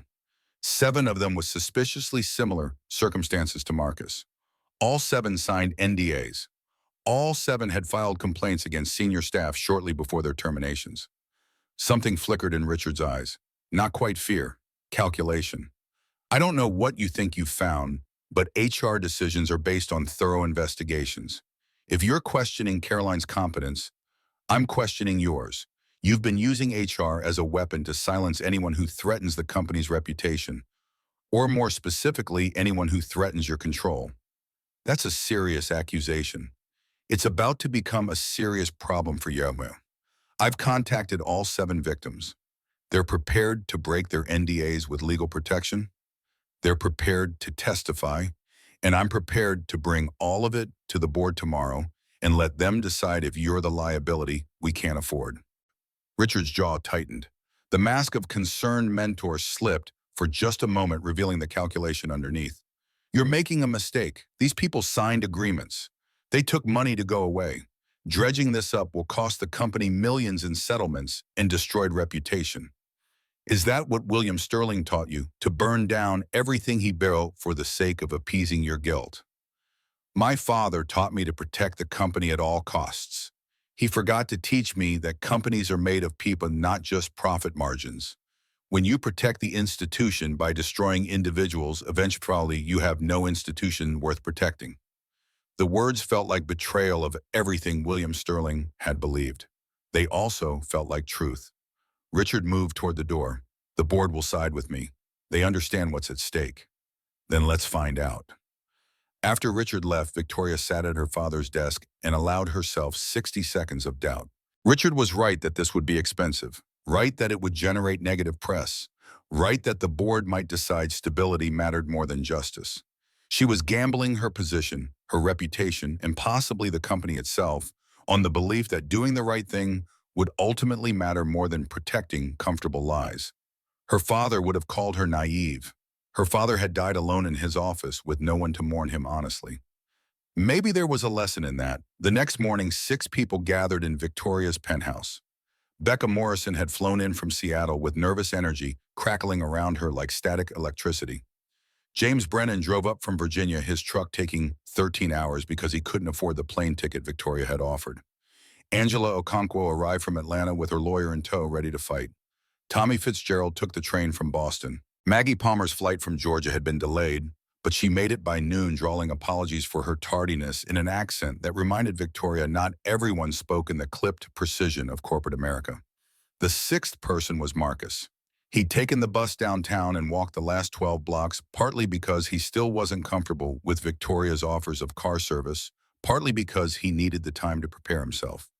Dorothy had offered to watch Harper after school. They stood awkwardly in Victoria's living room, these 6 strangers united by shared trauma. The space that usually felt expansive suddenly seemed intimate and charged with purpose. Victoria set out coffee and pastries nobody touched. Thank you all for coming. I know this isn't easy. Becca spoke first, her voice steadier than it had been on the phone. What happens now? We break our NDAs. Richard sues us. We go bankrupt because I've already started over once. I don't have the energy to do it again. The protection agreements mean Sterling Global can't pursue legal action against any of you for breaking your NDAs. You're legally safe. Victoria paced to the windows looking down at the city. But there's still risk. Richard will try to discredit you. He'll dig into your histories, find anything he can use to make you look unreliable. The press will be brutal. Your names will be public. Employers might see you as troublemakers. So why should we do this? Tommy's voice carried the rough edge of someone who'd worked construction most of his life before getting his chance at an office job. What's in it for us besides more pain? Marcus surprised himself by answering. Because if we don't, he just keeps doing it. The next person who gets destroyed won't even know there were others before them. They'll think they're alone. They'll think it's their fault. The words hung in the air. Becca nodded slowly, then Angela, then James. Maggie twisted her hands together but didn't argue. Marcus is right. Victoria returned to the group.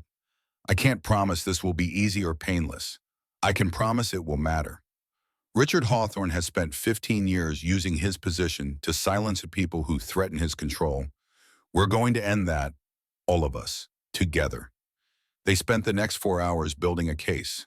Each person told their story, the details they'd been forbidden from sharing, the ways Richard had systematically isolated and destroyed them. Victoria's assistant, Fiona, documented everything, building a timeline that showed clear patterns of retaliation.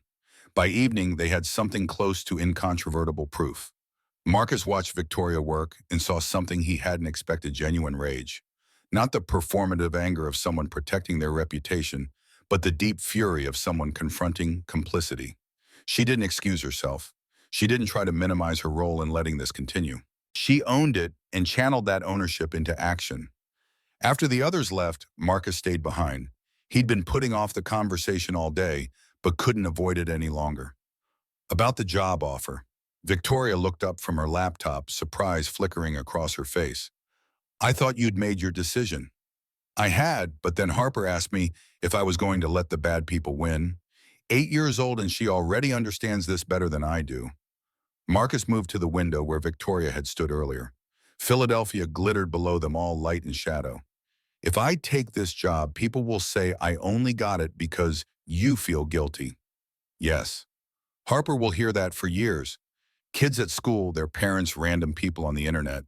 They'll say her dad slept his way into a position he didn't deserve. Probably. Marcus turned to face her. Why aren't you arguing with me? Because you're right.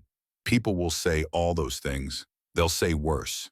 And you have to decide if you're going to let their judgment dictate your choices, or if you're going to take the opportunity anyway and prove them wrong through your actions.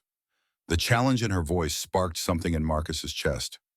He thought about Harper's letter, her crayon drawing of heroes, the way she'd looked at their new apartment, like it was proof that good things could still happen.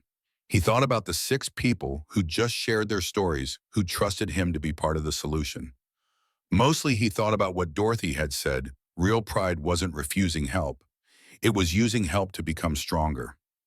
Okay, the word came out rough. I'll take it, but I have conditions. Victoria's lips curved slightly. Name them. I design the program. You don't interfere. If I say we need to fire a manager, we fire them. No politics. Agreed.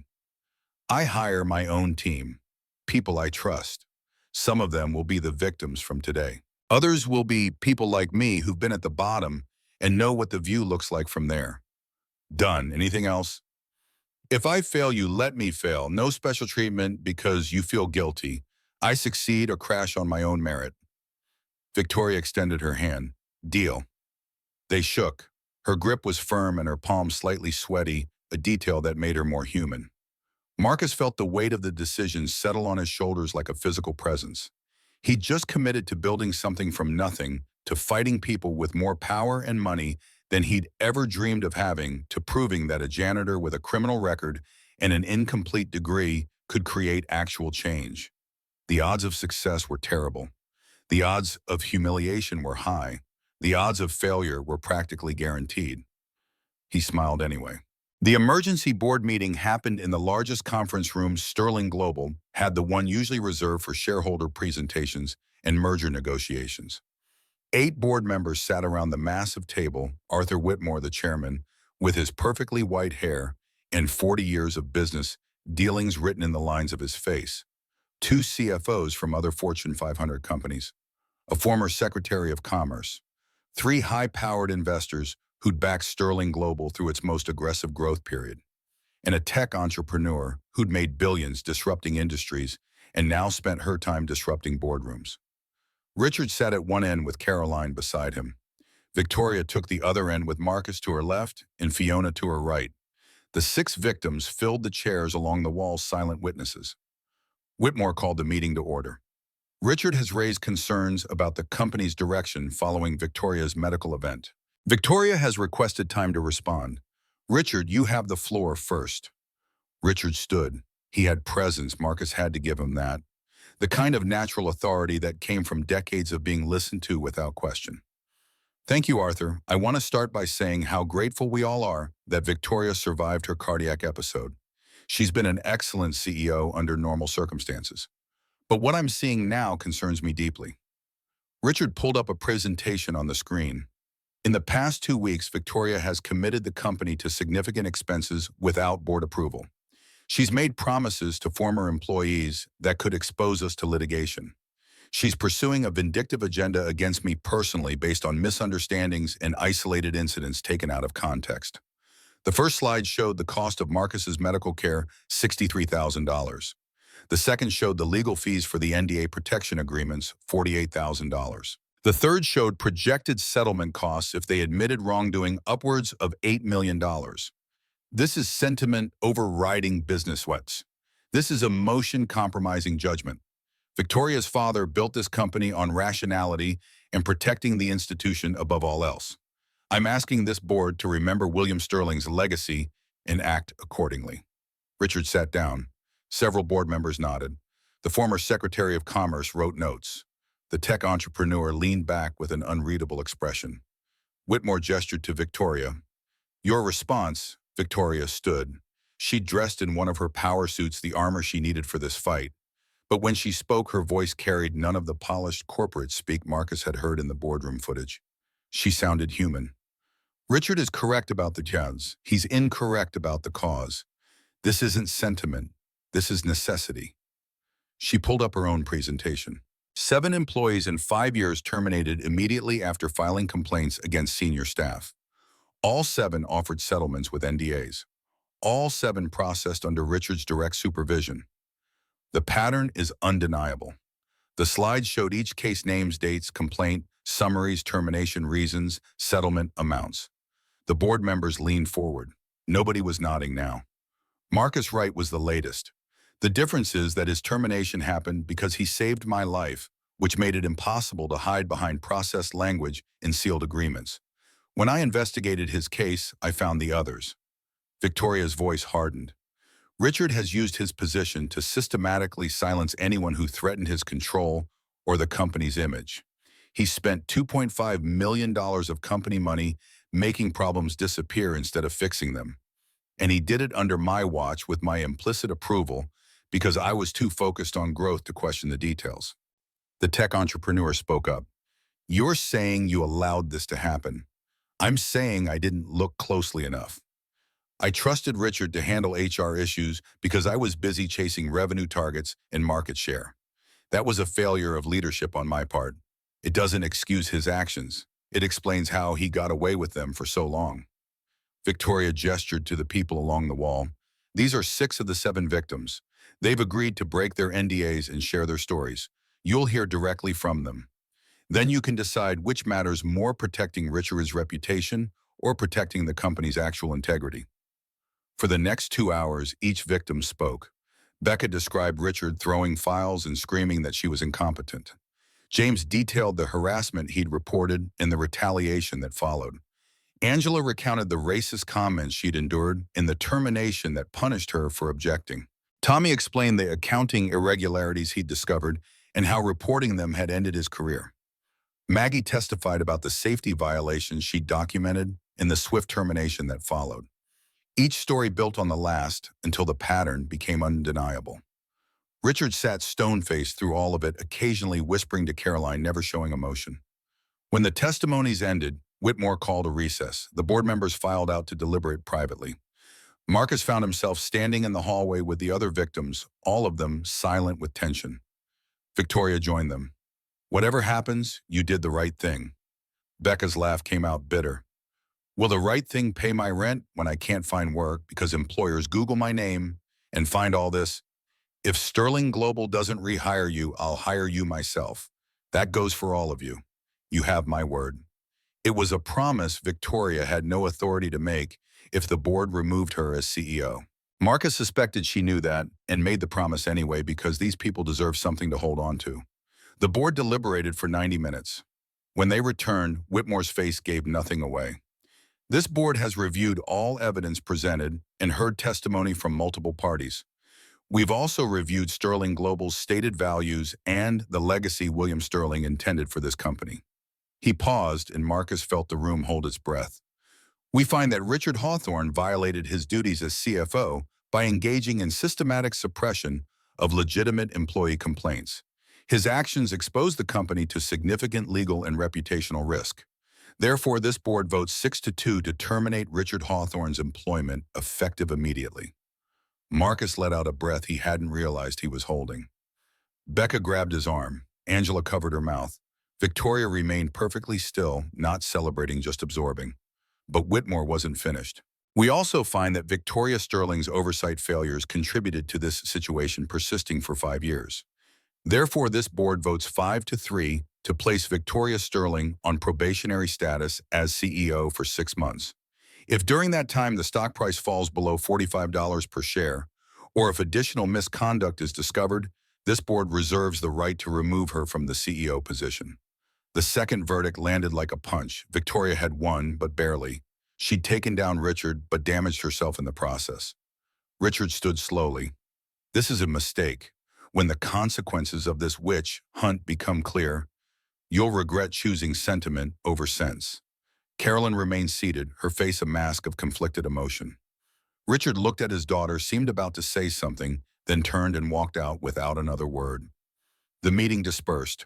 Board members filed out with careful, neutral expressions.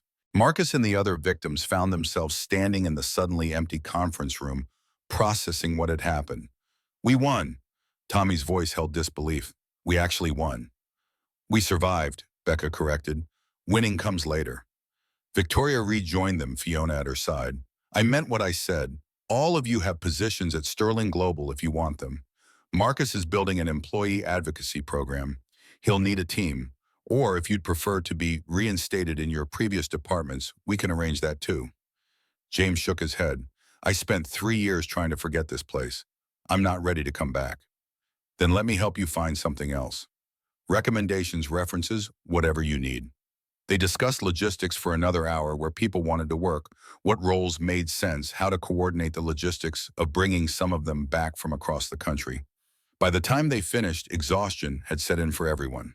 Marcus walked out of Sterling Global's headquarters as the sun set behind the buildings. His phone buzzed with a text from Harper via Dorothy's phone. "Did you win, Daddy?" He typed back. "Getting there, Harp. Getting there." The following week brought unexpected complications. Richard's termination made local news, then national business press. The story had everything journalists loved: corporate corruption, a dramatic fall from power, a CEO risking her position to do the right thing. Marcus found himself mentioned in half the articles as the janitor who saved the CEO's life and was fired for it. Some outlets painted him sympathetically. Others questioned whether he'd leveraged the CPR incident into undeserved opportunities. The comment sections were predictably brutal. Marcus learned to stop reading them. What hurt more was Harper's experience at her new school. The principal called Dorothy on the third day to report that several parents had contacted her with concerns. Their children had found articles online. Questions were being asked about why Harper Wright's father had really been fired. The school was handling it, the principal assured them, but it would take time. Harper came home subdued, not wanting to talk about it. Marcus held her while she cried and promised it would get better, hoping he wasn't lying. Victoria called an all-staff meeting at Sterling Global for the following Monday. 1,200 employees packed into the auditorium or joined via video link. Rumors had been circulating all week: Richard's firing, Victoria's probation, the emergence of multiple victims. The official company line had been personnel changes at the executive level. Now Victoria was going to address everyone directly. Marcus sat in the front row with Becca, who'd agreed to join the employee advocacy team as associate director. Angela sat 2 seats over, still deciding whether to return to her old position or join Marcus's department. The atmosphere crackled with tension. Victoria took the stage without notes or presentation slides, just her and a microphone and 1,200 people waiting to hear what she'd say. Most of you know me as your CEO. Some of you have worked with me directly. Many of you have probably never spoken to me. I've been with this company for 20 years, CEO for 5. I thought I knew what leadership meant.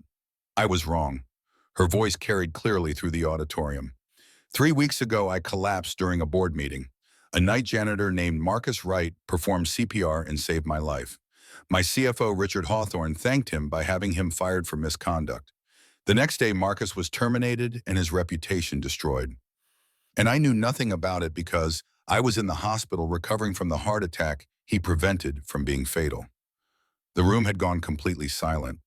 When I discovered what happened, I investigated further. I found that Marcus wasn't the first person Richard had destroyed for threatening the company's image or his control. Over 5 years, 7 employees were terminated after filing legitimate complaints.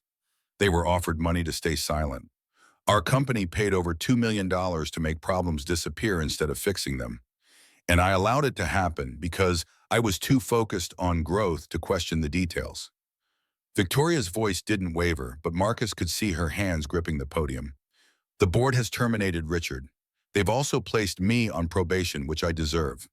But this isn't about Richard or me. It's about building a company where doing the right thing doesn't get you punished, where the people who keep this place running, who clean our floors and fix our systems and support our operations, are valued and protected. She gestured to Marcus. Marcus Wright is now our Director of Employee Advocacy. He's building a program where any employee can report concerns without fear of retaliation, where investigations are transparent and published quarterly, where power is held accountable. Some of you will think he got this position because I feel guilty. You're partially right. I do feel guilty. But he got the position because he understands what it's like to be invisible in this company, to do everything right and still lose everything. That's the qualification that matters. Victoria stepped away from the podium and walked to the edge of the stage closer to the audience. I'm asking you to hold me accountable, to hold Marcus accountable, to hold everyone in leadership accountable. This company was built on the principle that integrity matters. We lost sight of that. We're going to find it again, even if it costs us, even if it costs me my job. Because a company that destroys its own people to protect its image isn't worth leading. The applause started somewhere in the middle of the auditorium. Then it spread, building into something that felt less like approval and more like relief. People standing, the sound bouncing off walls. Marcus found himself standing too, watching Victoria Sterling risk everything she'd built on the belief that honesty mattered more than appearances. The meeting ended, but people lingered. Several approached Marcus, directly introducing themselves, asking questions about the new program, sharing their own stories of smaller injustices they'd never reported because they didn't think anyone would listen. A woman from accounting. My supervisor takes credit for my work. I stopped fighting it because I need this job. A warehouse worker. The safety equipment is broken. I reported it twice, nothing changed. A customer service rep. They time our bathroom breaks. We're adults, not prisoners. Marcus took notes, collected names, promised to follow up. By the time the auditorium emptied, he had 37 complaints to investigate, and his hand cramped from writing. Becca found him standing alone in the empty space, staring at his pages of notes. Overwhelming and terrifying. What if I can't fix any of this? Then you'll have company. We'll fail together. She smiled without humor. Better than failing alone like we did before. They walked out together into the Philadelphia afternoon. Marcus's phone buzzed. Another message from Harper. Mrs. Sullivan says you were on the news. Am I allowed to be proud? He typed back. Yes, I'm proud of you too. That night, Marcus sat at his new desk in the empty office space Victoria had allocated for the employee advocacy program. The floor was bare except for construction equipment and paint samples. Tomorrow, contractors would start building offices, conference rooms, a reception area. But tonight it was just Marcus and the city lights visible through the windows. He pulled out the notes from the all-staff meeting and began categorizing complaints: safety issues, harassment, discrimination, wage theft, retaliation. Each category revealed patterns. Each pattern suggested systemic problems that went deeper than individual bad actors. This was going to take years, maybe decades, maybe his entire career if he was lucky enough to have one. His office door opened. Victoria stood in the hallway with 2 coffees from the shop down the street. She offered him one without asking if he wanted it. "You should go home. Harper needs dinner." "Dorothy's handling it. I need to organize these complaints." Victoria pulled up a chair and sat down scanning his notes. 37 on the first day. "It'll get worse before it gets better." Encouraging. Honest. She sipped her coffee. "The board is watching everything I do now. If this program fails, they'll use it as evidence I'm not fit to lead. If it succeeds but costs too much, they'll use that instead. We can't afford mistakes." Marcus set down his pen. "Is this a pep talk because it needs work?" She laughed, the sound surprising both of them. "No, this is me being realistic. We're going to face pressure to compromise, to let things slide, to prioritize profit over principle. And I need you to not let me do that, even when I'm scared of losing everything." "Why me?" "Because you have already lost everything and kept going. You understand what that costs. You won't let me take the easy way out." They sat in the empty office, drinking terrible coffee and watching Philadelphia settle into evening. Marcus thought about the distance he'd traveled in 3 weeks, from invisible janitor to director, from terminated employee to architect of change, from man with nothing to lose to man with everything at stake. The weight should have crushed him. Instead, it felt like purpose. The morning Richard cleared out his office, Carolyn Hawthorne sat at her desk, 3 floors below, and stared at her reflection in the darkened computer screen. 28 years old, HR director, architect of her father's systematic destruction of innocent people. The resume line looked impressive. The reality made her want to scrub her skin raw. Her phone buzzed. "Richard, come to my office before security escorts me out." Carolyn rode the elevator up with her stomach churning. Richard's office had already been stripped of personal items, family photos, awards, the leather-bound books that had lined his shelves. He stood by the window with his back to her shoulders, rigid. "You're not saying goodbye." Carolyn closed the door. "What do you want me to say? That I'm sorry they fired you? I'm not. You earned this." Richard turned. His face showed none of the warmth she remembered from childhood, when he'd been the dad who taught her to ride a bike and helped with homework. This was the executive who trained her to see people as problems requiring solutions. "I protected this company. I protected you. Every decision I made kept Sterling Global's reputation intact so you'd have a career worth building. You destroyed 7 people to avoid uncomfortable conversations. That's not protection. That's cowardice." His jaw tightened. "You executed my instructions. Don't pretend your hands are clean." The words hit because they were true. Carolyn had written the termination letters, conducted the sham investigations, processed the NDEMA payments. She'd told herself she was following orders, being a good employee, protecting the company. Standard justifications for participating in evil. She pulled a USB drive from her pocket. "I kept copies. Every email, every NDA, every settlement. 10 years of evidence." Richard's face went pale. "Why would you do that?" "Because I knew eventually I'd have to choose between protecting you and being able to sleep at night. Today I choose sleep." Carolyn set the drive on his empty desk. "Give it to Victoria. Help her build something better than what you built. You're betraying me. I'm saving you from yourself. Maybe one day you'll understand the difference." She left without looking back. The elevator ride down felt like descending from a burning building, escaping something that should have killed her but didn't. Not yet. Maybe not ever, if she worked hard enough at redemption. Victoria's office door was open. Caroline knocked anyway. Victoria looked up from her laptop, surprise crossing her features. "Caroline, I'm resigning today, but first." Caroline held out the USB drive. 10 years of my father's HR decisions, complete documentation, emails, settlements, investigation notes, everything you'll need to understand the full scope of what he did." Victoria took the drive like it might explode. "Why give this to me?" "Because Marcus Wright deserves more than partial justice. So do the others. And because I want to sleep tonight for the first time in 3 years. The admission cost something. Carolyn felt it in her throat in the way her hands wouldn't stop shaking. Victoria studied her face, reading the guilt written there. What will you do now? Find a new career. Probably therapy. Definitely figure out how to live with what I've done. Or you could stay. Victoria's voice carried no accusation, just possibility. Marcus needs a compliance officer, someone who understands the system from inside, who knows all the ways it can be weaponized. Someone committed to making sure it never happens again. Carolyn laughed without humor.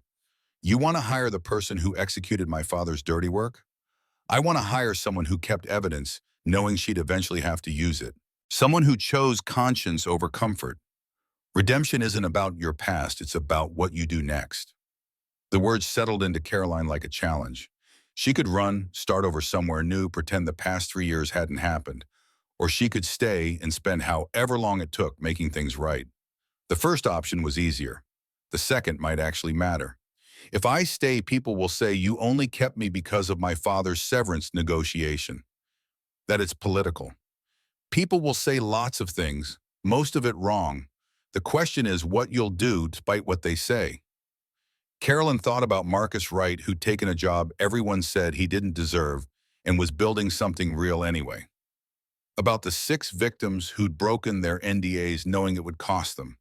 About her mother who'd gained believing her husband was a good man protecting people instead of destroying them. Okay, I'll stay. But if I see something wrong, I report it. No loyalty to you or the company or anyone except the truth. Victoria extended her hand. That's exactly what I need. They shook on it. Carolyn walked out of the office feeling lighter than she had in years, even though the hard work hadn't started yet. Maybe especially because of that. The Employee Advocacy Office took shape over 6 weeks. Contractors built soundproof conference rooms where employees could speak without being overheard. Marcus insisted on windows in every space, natural light flooding areas that felt open rather than institutional. The break room had comfortable furniture instead of plastic chairs bolted to the floor. Small things that added up to a message. This space respected the people who used it. Becca Morrison arrived from Seattle with 2 suitcases and a determination to prove relocating had been worth it. She set up her desk next to Marcus's and immediately started drafting protocols for complaint intake investigation, procedures, documentation requirements. Her business degree from Penn State finally got put to use building systems instead of maintaining toxic ones. Angela Okonkwo decided to stay in her original department but agreed to serve as an advisor, meeting with Marcus twice weekly to review cases and suggest improvements. Her legal background made her invaluable for navigating the minefield of employment law. 2 former night janitors joined the team as field representatives.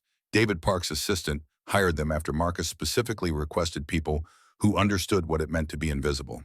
They'd conduct on-site investigations, interview employees in their actual work environments, see problems that office-based staff would miss. Carolyn took the compliance officer position and attacked it with the fervor of someone atoning for specific sins. She built training modules on recognizing power dynamics, on handling complaints properly, on the legal and ethical obligations of management. Every module included case studies drawn from her father's failures, though she never identified them as such. The lessons spoke for themselves. By month 3, the program officially launched. Marcus stood at a podium during the all-staff announcement and felt his breakfast threatening to reappear. 1,200 people watching him, most of whom still remembered him as the janitor who'd been fired. Some who'd been part of the group chats calling him a predator. All of them waiting to see if he'd fail. He'd written a speech, professional, measured, hitting all the right corporate notes. The paper sat folded in his pocket. Instead, he spoke from the raw place that had gotten him into this situation in the first place. My name is Marcus Wright. 3 months ago, I was your night janitor. Most of you never saw me. When you did, you looked through me like I was part of the furniture. I don't say that to make you feel guilty. I say it because invisible people see things others miss. We see the supervisor who harasses employees when management isn't watching. We see the safety equipment that's broken because fixing it costs money. We see who gets credit for work they didn't do and who gets blamed for mistakes they didn't make. We see all of it because nobody thinks we matter enough to perform for. The auditorium had gone completely silent. Marcus gripped the podium and continued. This program exists because I saved someone's life and got destroyed for it. Because 6 other people tried to do the right thing and got destroyed for it. Because for too long, this company's solution to problems was making problems disappear. That ends now. If you have a complaint, report it. If you see something wrong, say something. And if anyone retaliates against you for speaking up, you come to me. Not because I'm powerful, because I've been exactly where you are, and I know what it costs to stay silent. He stepped away from the podium. The applause came slower than it had for Victoria, more uncertain, but it built. People standing. Not everyone. Maybe not even most people. But enough. 47 employees approached him after the meeting, some with complaints they'd been sitting on for months or years, others just wanting to shake his hand to tell him they remembered when he'd cleaned their floors and they were sorry they'd never said thank you. One woman from the mailroom hugged him and cried, thanking him for making her feel seen. Marcus collected names and complaints and promises to follow up. By the time the auditorium emptied, his notebook was full and his faith in humanity slightly restored. The backlash came 3 days later. 15 middle managers submitted a joint letter to Victoria. The employee advocacy program empowered workers at the expense of operational efficiency. Employees were filing frivolous complaints. The investigation process disrupted productivity. Management couldn't function under constant scrutiny. Marcus read the letter in Victoria's office while she paced behind her desk. They're scared. They should be. 7 of the complaints filed so far are against managers on this list. They're protecting themselves. So what do WAM do? Victoria stopped, pacing. You tell me. This is your program. The weight of that statement pressed down on Marcus's shoulders. His program, his decision, his responsibility if it failed. We investigate every complaint by the book. If managers violated policy, they face consequences. If complaints are frivolous, we document why and dismiss them. We don't compromise to make management comfortable. That's how we got here in the first place. 3 of these managers have been with the company over 10 years. Their teams depend on them. Firing them will cause disruption. So will letting them continue hurting people. Victoria nodded once. Then that's what we do. But Marcus, if this program destabilizes operations, if productivity drops significantly, the board will use it against me. Against both of us. I know, but we can't build something real by protecting the people who broke the old system. The investigations took 4 weeks. Marcus and Becca interviewed complainants and witnesses, reviewed documentation, traced patterns of behavior. Caroline provided guidance on legal requirements and documentation standards. The field representatives visited sites and saw conditions firsthand. 7 of the 15 managers who'd signed the letter had violated company policy. 3 had engaged in harassment. 2 had retaliated against employees who'd reported problems. 1 had falsified safety inspection records. Another had been taking credit for subordinates' work for 6 years. Marcus delivered the findings to Victoria on a Thursday afternoon. She read through each case file, her expression growing darker with each page. These are termination-level offenses. Yes, if we fire 7 managers at once, we'll lose institutional knowledge. Projects will stall, teams will struggle. If we don't fire them, we prove the program is just theater, that powerful people still get protected while vulnerable people get destroyed. Victoria closed the last file and looked at Marcus with something like resignation. You're right, but the board will crucify me for this. We're already on thin ice. Then we both drown. At least we'll drown doing the right thing. She smiled without humor. You have a gift for inspirational speeches. The 7 managers were terminated over the next week. 3 more managers quit in protest, claiming they couldn't work in an environment where leadership was constantly questioned. The remaining managers called an emergency meeting with Victoria demanding clarifications on what constituted acceptable management practice. Marcus attended that meeting and watched career executives discover that their authority had limits, that consequences existed for abusing power, that employees weren't resources to be managed, but humans to be respected. Some adapted. Others clearly began planning their exits. By month 5, the program had processed 147 complaints. 74 resolved internally through mediation or policy clarification. 12 employees had been terminated for genuine misconduct, theft, harassment, safety violations. 8 managers had been demoted or moved to non-supervisory roles. The remaining cases were still under investigation. Employee satisfaction scores climbed from 38% to 71%. Turnover dropped from 22% to 9%. Productivity actually increased as workers felt safer and more valued. But Sterling Global's stock price dropped to $43 per share. Below the threshold the board had set. Investors were nervous about the upheaval, the negative press around Richard's termination, the perception that the company prioritized employee welfare over profits. Victoria called Marcus into her office on a Friday afternoon. She looked exhausted, shadows under her eyes that makeup couldn't hide. The board is reconvening Monday. They're voting on my removal. Marcus's stomach dropped. Because of the stock price. Because of everything. The disruption, the management turnover, the perception that we're more concerned with being righteous than being profitable. She pulled up a graph showing the stock's decline. They're right that this has cost us. Short term anyway, long term I believe we're building something sustainable. But boards think in quarters, not years. What do you need me to do? Prepare to report to a new CEO, someone who will probably dismantle your program and return things to how they were. The words hit like physical blows. Marcus thought about the 147 people who trusted him with their complaints, the employees who'd started believing their voices mattered, Harper's pride in her father's work. All of it about to be erased because the numbers didn't move fast enough. There has to be something we can do. Victoria's phone rang. She glanced at the screen and her eyebrows rose. Harvard Business Review. I should take this. She answered on speaker. The voice on the other end belonged to a journalist who'd been following Sterling Global's transformation. She wanted to do a feature story, how the company had faced its failures, publicly built systems to prevent them turned a crisis into an opportunity for genuine change. We're interested in profiling both you and Marcus Wright, the billionaire CEO and the janitor who saved her life. It's a compelling narrative about accountability and second chances. Victoria's eyes met Marcus's across the desk. When would you need us? Next week if possible. This would be our cover story for the December issue. After the call ended, Marcus and Victoria sat in silence processing what had just happened. National exposure. Their story told not as corporate scandal, but as redemption arc. The kind of press that could shift investor perception. It might not be enough, Victoria warned. Positive press doesn't automatically translate to stock price recovery. But it's something. Better than waiting for the board to fire you.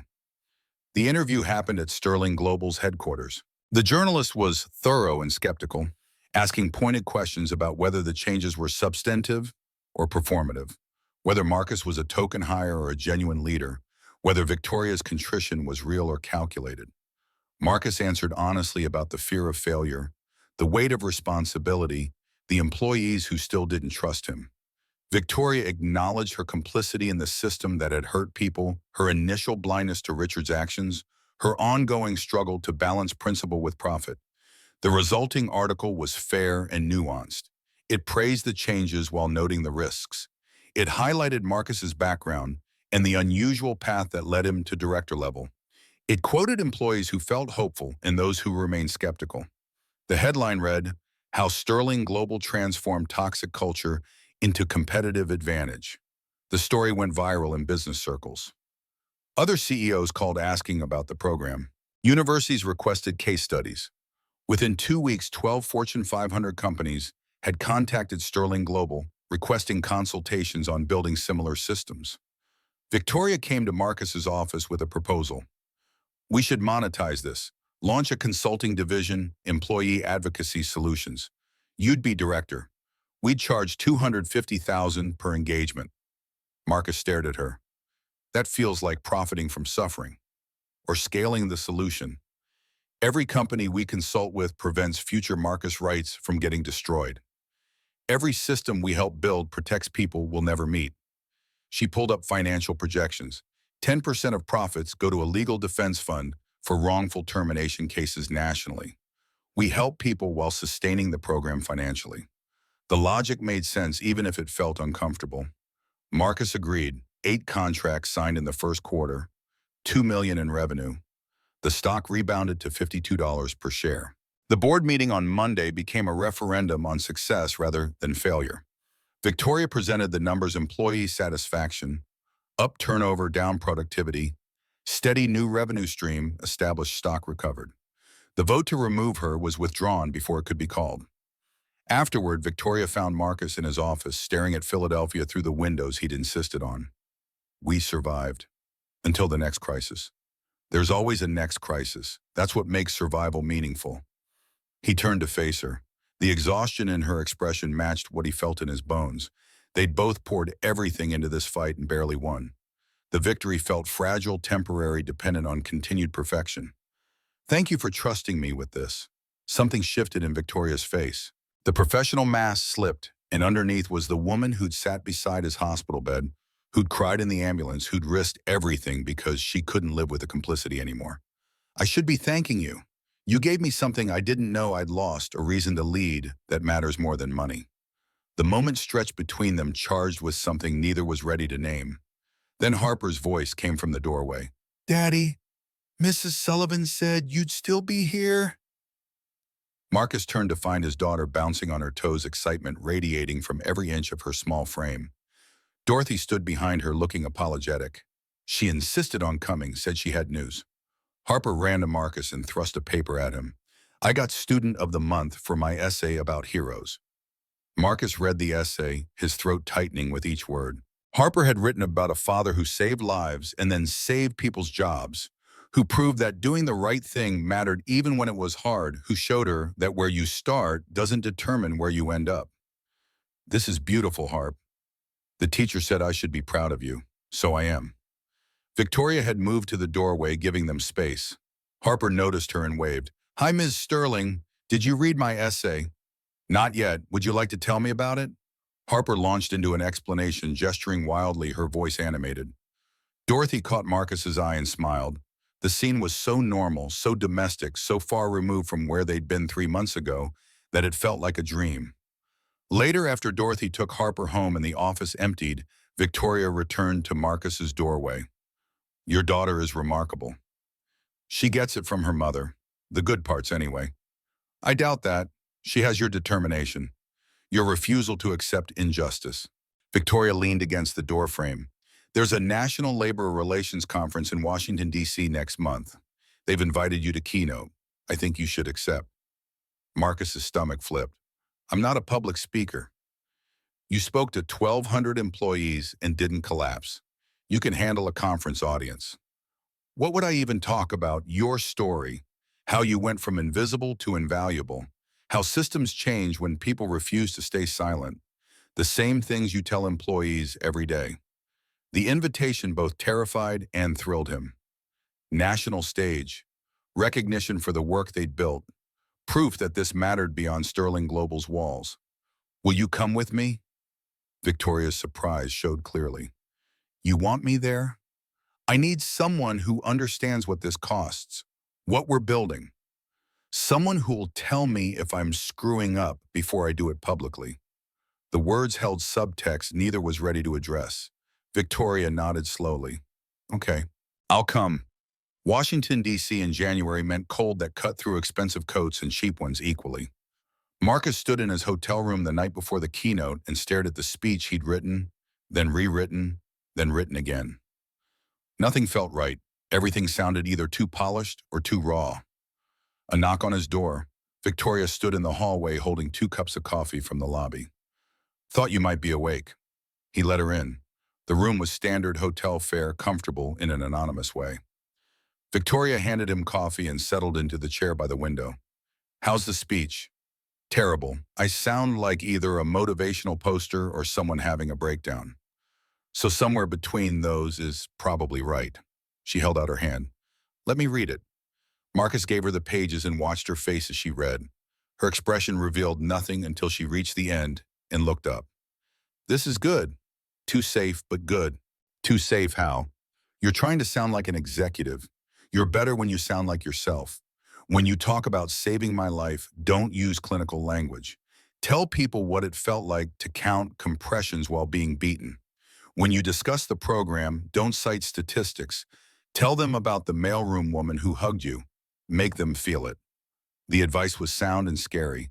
Feeling meant vulnerability. Vulnerability meant giving people ammunition to hurt him. But playing it safe meant wasting the platform. Marcus took the speech back and started marking changes. Victoria ordered room service. They worked through dinner revising and refining until the speech felt honest instead of careful. By midnight, Marcus had something that might actually matter instead of just fill time. Victoria stood to leave. At the door, she paused.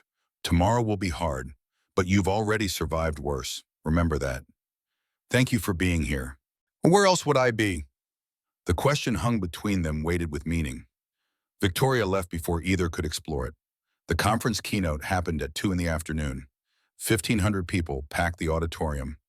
Union leaders, corporate HR directors, labor lawyers, government officials, journalists. Marcus walked on stage with his heart trying to escape through his ribs. He started with Harper's essay about heroes, reading parts of it aloud. The audience listened.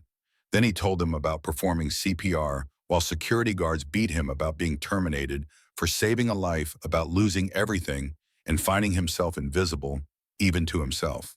He told them about Victoria risking her career to fix what she'd allowed to break, about 6 other victims who'd survived similar destruction, about building systems that protected people instead of punishing them. I'm not here because I'm special. I'm here because I was lucky enough to save someone powerful enough to save me back. But how many people get destroyed when nobody powerful is watching? How many Marcus Wrights are out there right now working invisible bombs, seeing problems, staying silent, because speaking up has never been safe? The auditorium was absolutely still. This isn't about me or Victoria or Sterling Global. It's about building systems where people don't need luck to survive doing the right thing, where janitors and executives have equal access to justice, where being invisible doesn't mean being expendable. We're not there yet. Maybe we'll never fully get there. But we can get closer. We have to get closer, because the alternative is accepting that some people matter and others don't, and I refuse to live in that world anymore. The standing ovation lasted 3 minutes. People crowded him afterward with questions, business cards, stories of their own. A senator's aide said they were drafting legislation based on Sterling Global's model. A union organizer wanted Marcus to speak at their national convention. A documentary filmmaker requested an interview. Marcus answered questions until his voice went hoarse and hotel staff started ushering people out. Victoria rescued him, eventually guiding him through the crowd and into a quiet hallway. You did it. You actually did it. Did what? Made them care, made them see what you see. Her voice carried something close to awe. That speech will be quoted. It'll influence policy. It'll save people you will never meet. The weight of that statement should have felt crushing. Instead, it felt like purpose, crystallizing into something solid. Marcus had spent 34 years being invisible. Now people saw him. More importantly, they saw through him to the millions still invisible and still vulnerable, still needing systems that actually protected them. They had dinner at the hotel restaurant, exhaustion making them both quieter than usual. Victoria ordered wine she barely touched. Marcus pushed pasta around his plate while his mind replayed the speech, analyzing every word, wondering what he should have said differently. Stop overthinking. Victoria's voice pulled him back to the present. It was good. Better than good. Just accept it. I don't know how to accept good things without waiting for them to be taken away. Then we have that in common. The admission surprised him. Victoria Sterling, billionaire CEO, afraid of losing what she had. But of course she was. She'd already lost her father, her marriage, nearly her life. She'd lost her illusions about the company she led and her own moral clarity. Good things were temporary. Safety was an illusion. They both knew that truth in their bones. Can I ask you something? Marcus set down his fork. Why do you really do this? The program, the advocacy, all of it. You could have just paid my medical bills and called it even. Why risk everything? Victoria was quiet for a long time. When she spoke, her voice carried the weight of honest confession. Because for the first time in 20 years, I feel like I'm building something that matters. Not just profits or market share or my father's legacy. Something human. something that might actually make people's lives better instead of just making shareholders richer. I didn't know how empty I was until you showed me what full could look like. The words settled between them, heavy with implications neither was ready to pursue. Marcus reached across the table and took her hand. Not professionally, not carefully, just held it because she'd given him something true, and he needed to acknowledge the gift. Victoria didn't pull away. Her fingers tightened around his. Marcus, His phone buzzed. Harper's face lit up the screen, Dorothy's number below it. Marcus answered. Hey, Harp, everything okay? Daddy, Mrs. Sullivan let me call. How was your speech? Were people nice? Did you tell them about me? Marcus smiled despite the interrupted moment. Speech was good. People were very nice. And yes, I read parts of your essay. Cool, can I tell everyone at school my dad spoke in Washington? Yeah, baby, you can tell them. After Harper hung up, Victoria had retreated back into professional distance. The moment was gone. They finished dinner making small talk about the conference schedule and the flight home tomorrow. But something had shifted, a boundary acknowledged, if not yet crossed. The return to Philadelphia brought reality crashing back. The program needed attention. Complaints required investigation. Management pushback continued, requiring constant navigation. The work was endless and exhausting, and exactly what Marcus had signed up for. 3 months after the D.C. conference, a Senate committee invited both Marcus and Victoria to testify about workplace advocacy programs and potential federal legislation. They flew to Washington again this time with Becca and Caroline to provide technical expertise. The hearing room was smaller than Marcus expected, more intimate. Senators sat in a semicircle above them, staffers and journalists filling the gallery. Marcus wore a suit Victoria's assistant had helped him pick out, still uncomfortable with the formality of political theater. Senator Harris, a Democrat from California, asked Victoria the first question. Ms. Sterling, do you regret the disruption your advocacy program caused? Victoria's voice carried clearly through the microphone. I regret that it took a man nearly dying for me to see what was happening in my own company. I regret the years I spent focused on growth while people suffered. I don't regret fixing it. Senator Cruz, a Republican from Texas, addressed Marcus. Mr. Wright, critics say your program is too employee-friendly, that it hurts business by empowering workers to file frivolous complaints. How do you respond? Marcus leaned into his microphone. Senator, our program didn't hurt business. It helped. Turnover dropped 58%. Productivity increased 23%. Happy employees work harder because they feel valued instead of exploited. The idea that protecting workers hurts profits is a myth corporations tell to justify treating people badly. A ripple moved through the gallery. Senator Cruz's expression tightened, but he didn't respond. Senator Warren, a Democrat from Massachusetts, asked the question that mattered. Mr. Wright, what would you say to workers who are afraid to speak up at their own companies? Marcus thought about every person who'd approached him with stories, every employee who'd filed complaints despite fear, every victim of Richard's system who'd stayed silent because they had no other choice. I'd say you are not alone. You are not invisible. Not anymore. Systems change because people refuse to accept injustice as normal. It's hard. It's scary. You might lose everything like I did. But staying silent means accepting that your life doesn't matter as much as someone else's comfort, and I refuse to believe that's true. We all deserve workplaces that don't destroy us for being human. The gallery erupted in applause, quickly silenced by the committee chair. But the message had landed.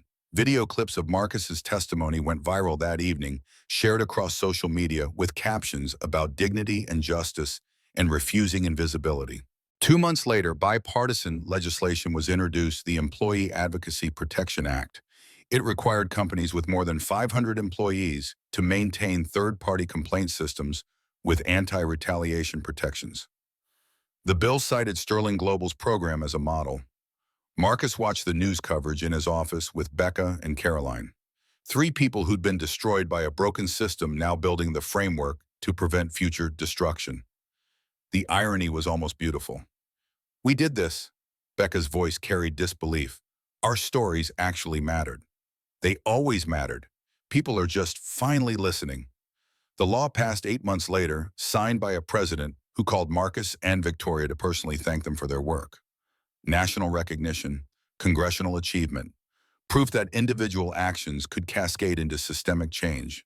But what Marcus remembered most from that year was smaller moments, Harper making friends at her new school and not being afraid to bring them home. Dorothy's health improving with access to better medical care. Employees approaching him in hallways to share that they'd filed complaints and been heard instead of punished. The incremental accumulation of justice slowly replacing injustice.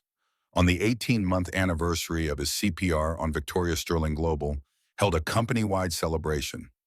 The stock had hit $67 per share at an all-time high. The employee advocacy program now covered 3,000 employees across all divisions. 6 custodial workers had been promoted into management. 240 companies nationally had adopted similar programs. Victoria gave a speech acknowledging the journey, the failures that preceded the progress, the ongoing work still required. Then she did something unexpected. She called Marcus to the stage and handed him an envelope. Inside, stock options for 150,000 shares, fully vested, at current price worth over $10 million. Marcus stared at the document, unable to process the numbers. "I can't accept this." "You earned it. The consulting division generated $12 million in revenue last year. That's your work. This is too much. I'm still just... If you say just a janitor, I'll fire you." Victoria's voice was firm but warm. "You're the director of employee advocacy. You've changed this company and influenced national legislation. Accept the success you've earned." The audience was watching. Marcus folded the paper carefully and put it back in the envelope. "Thank you, but there's a condition." Victoria's eyebrows rose. "What condition?" "I never leave. This company needs someone who remembers what it was like before, who won't let us slip back into comfort. Promise me you'll never let me forget where we started." "I promise, though I don't think you're capable of forgetting." After the celebration, Victoria asked Marcus to come to her office. He found her standing by the windows looking out at the city that had witnessed their entire transformation. "I need to tell you something. I'm stepping down as CEO." Marcus's stomach dropped. "Why? The stock is up. The board supports you. Everything's working." "Exactly, which means it's time to evolve. I'm becoming chair of the board. Becca Morrison is taking over as CEO." The announcement stunned him. Becca, who'd been destroyed by Sterling Global, now leading it. The symmetry was almost poetic. She's ready. More than ready. She understands this company from the bottom up. She'll protect what we've built while pushing it further. And I'll still be involved, just with more time to focus on the things that matter. "Like what?" Victoria turned from the window, and something in her expression made Marcus's heart rate kick up. "Like figuring out what comes next. For the company, yes, but also for me personally. I've spent 20 years defining myself by this job. Maybe it's time to discover who I am beyond CEO." The words carried subtext Marcus couldn't ignore. "What are you saying?" "I'm saying I've been thinking about your question from DC. Why I really do this. And I realize the answer isn't just about purpose or redemption or legacy. It's about you, about us, about building something together that matters more than either of us individually." Marcus's throat went dry. "Victoria, I know the complications, the power imbalance, the media scrutiny, Harper's adjustment to me being in your life permanently instead of peripherally. I know it's complicated, but I'm tired of letting complications prevent me from wanting things. And I want this. I want you, if you want the same." The confession hung in the air between them, vulnerable and brave. Marcus thought about the distance they'd traveled from that moment in the boardroom when he'd breathed life back into her lungs, the months of fighting and building and surviving together, the ways they'd seen each other at their worst and chosen to stay anyway. "I want the same. I'm just scared of screwing it up. I've never been good at relationships. Charlotte left because I couldn't provide stability. What if I fail you the same way?" Victoria crossed the room and took both his hands. "Then we fail together. But Marcus, you've already shown me what you're made of. You saved my life twice, once with CPR, once by showing me what actually matters. I trust you with everything that counts. The rest we'll figure out as we go." He kissed her, then finally closing the distance they'd been navigating for months. She tasted like coffee and determination, and the kind of hope that comes from surviving the worst and choosing to try anyway. When they pulled apart, Marcus was smiling.